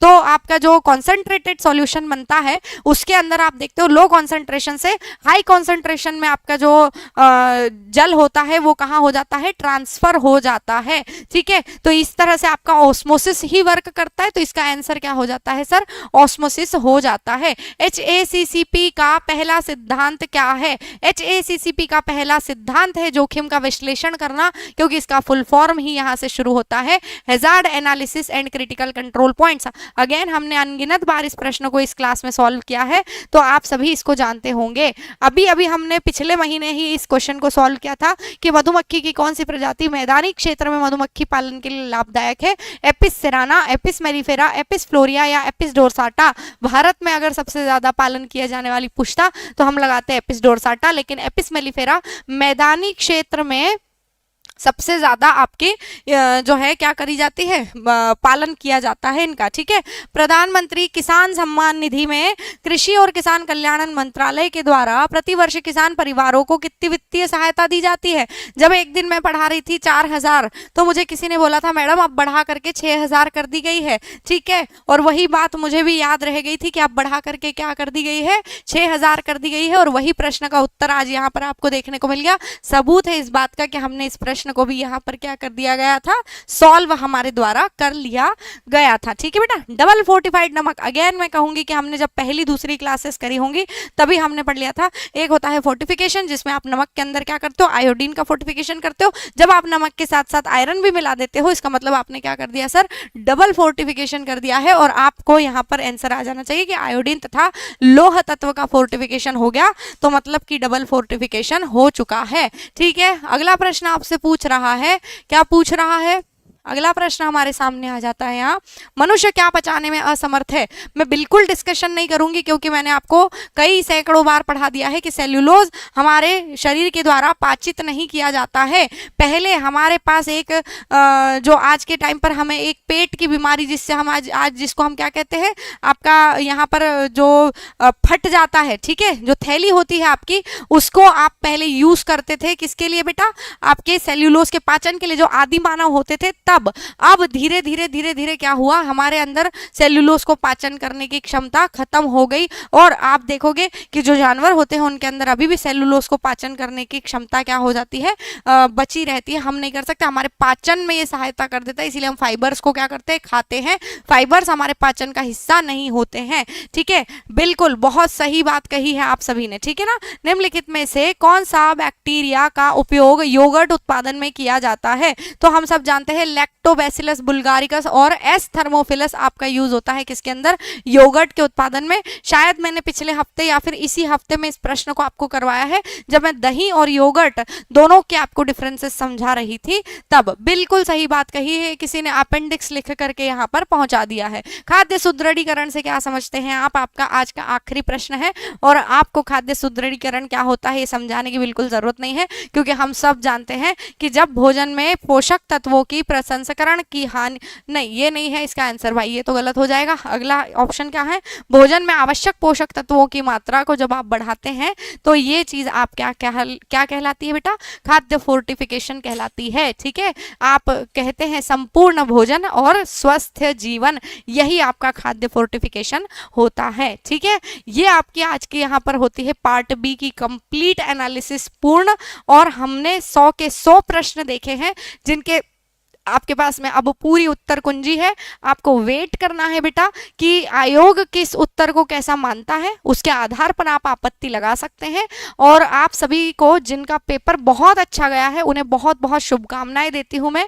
आगे आप अगर मध्य प्रदेश लोक सेवा आयोग की अन्य परीक्षाओं की तैयारियां भी करना चाहते हैं, जैसे एमपीपीएससी प्रीलिम्स, एमपीपीएससी मेंस, और या फिर आप इन दोनों की साथ में तैयारी करना चाहते हैं, तो सभी की ऑफलाइन ऑनलाइन कक्षाएं यहाँ पर ऑलरेडी चल रही हैं, आप उनको ज्वाइन कर सकते हैं। और जिस तरह से एफएसओ में हमने झंडे गाड़ दिए हैं और इतिहास रच दिया है, उसी प्रकार से आप एमपीपीएससी में भी अपनी एक सीट सिक्योर कर सकते हैं। और अन्य सारी परीक्षाएं जहां पर आप इच्छुक हैं उन एग्जाम्स में अपियर होने के और उन्हें क्रॉस करने के या क्रैक करने के लिए, तो आप सत्यादि शर्मा संस्थान से जुड़ सकते हैं और इन कक्षाओं का लाभ ले सकते हैं और अपने करियर को एक नई दिशा दे सकते हैं। ठीक है, जिनका पेपर बहुत अच्छा गया है उनको भी बहुत बधाई, जिनका पेपर ठीक गया है उनको भी बहुत बधाई।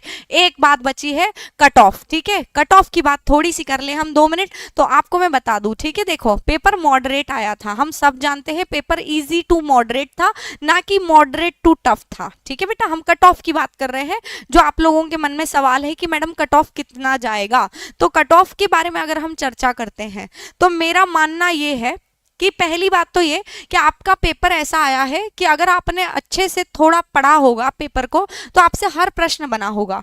गलतियां कहाँ हुई होंगी, गलतियां केवल उन बच्चों से हुई होगी जिन्होंने ज्यादा हाय हाय करी होगी। कैसी वाली हाय हाय? ऐसी वाली कि यार अटेम्प्ट कर ही देता हूं, जरूरत से ज्यादा प्रश्नों को अटेम्प्ट करने की गलती जिन बच्चों ने करी है वो बच्चे आज बहुत रो रहे होंगे। ये बात मैं बोल सकती हूँ क्योंकि मुझे पता है कि आज का पेपर बहुत लालची या ललचाऊ पेपर था, जहां पर आपको बार बार क्वेश्चन टिक करने की इच्छा हो रही थी कि लगा ही देते हैं। लग रहा है यार कि अहिल्याबाई का जन्म 25 मार्च को ही हुआ होगा या फिर 25 जून को ही हुआ होगा। तो ऐसे वाले प्रश्न थे जो कि ललचा रहे थे। तो जहां संयम बंध गया वहां तो आप जीत गए, जहां संयम नहीं रहा वहां पर आप लोग हार गए। ठीक है, तो अब मैं आपको बता दूं कि कट ऑफ की संभावना क्या है और इंटरव्यू की तैयारी किसे करनी चाहिए और किसे नहीं करनी चाहिए। तो ध्यान रखो बेटा, आज का पेपर मिलाओ। ठीक है, आप दोनों पार्ट्स के आंसर कीज आपको मिल जाएंगी। मैं अभी इसमें टिक कर दूंगी पार्ट ए के सारे क्वेश्चंस। आपको कल शेखावत सर ने पार्ट ए पूरा पढ़ाया है, आप सिन्हा सर है, आप वो लोग भी आपको डिटेल्स समझा देंगे पूरे के पूरे पार्ट ए के क्वेश्चंस की, तो आप उनसे बहुत अच्छे से समझ लीजिएगा। मैं आपको इसमें आंसर टिक करके दे दूंगी। ठीक है, तो आंसर्स आपको सारे मिल जाएंगे। मिलाओ, देखो अगर आपका 300 प्लस स्कोर जा रहा है, ठीक है, माइनस मार्किंग को कैलकुलेट करते हुए देखना कि अगर आपका 300 प्लस स्कोर जा रहा है तो there is a very high probability कि आपको इंटरव्यू कॉल आ जाए। ठीक है, आपको इंटरव्यू कॉल आने की पूरी संभावना है अगर आपका स्कोर अबव 300 जाता है तो।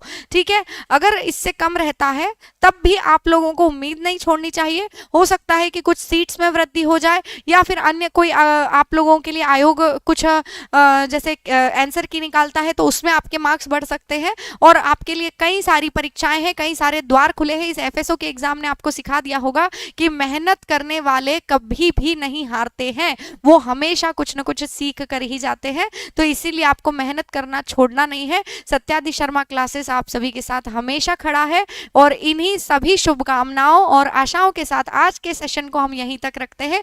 उम्मीद करती हूँ आप सभी को बड़े मजे आए होंगे और आज एक फाइनल टाइम सभी एफएसओ एस्पिरेंट्स के लिए कहती हूँ कि अपना अपना ध्यान रखें बेटा, अपने आसपास पशु पक्षियों का ध्यान रखें, ऐसे ही सारे हंसते रहें, मुस्कुराते रहें। हम फिर मिलेंगे, तब तक के लिए thank you so much and a very good day to all of you. Thank you guys, thank you so much, thank you.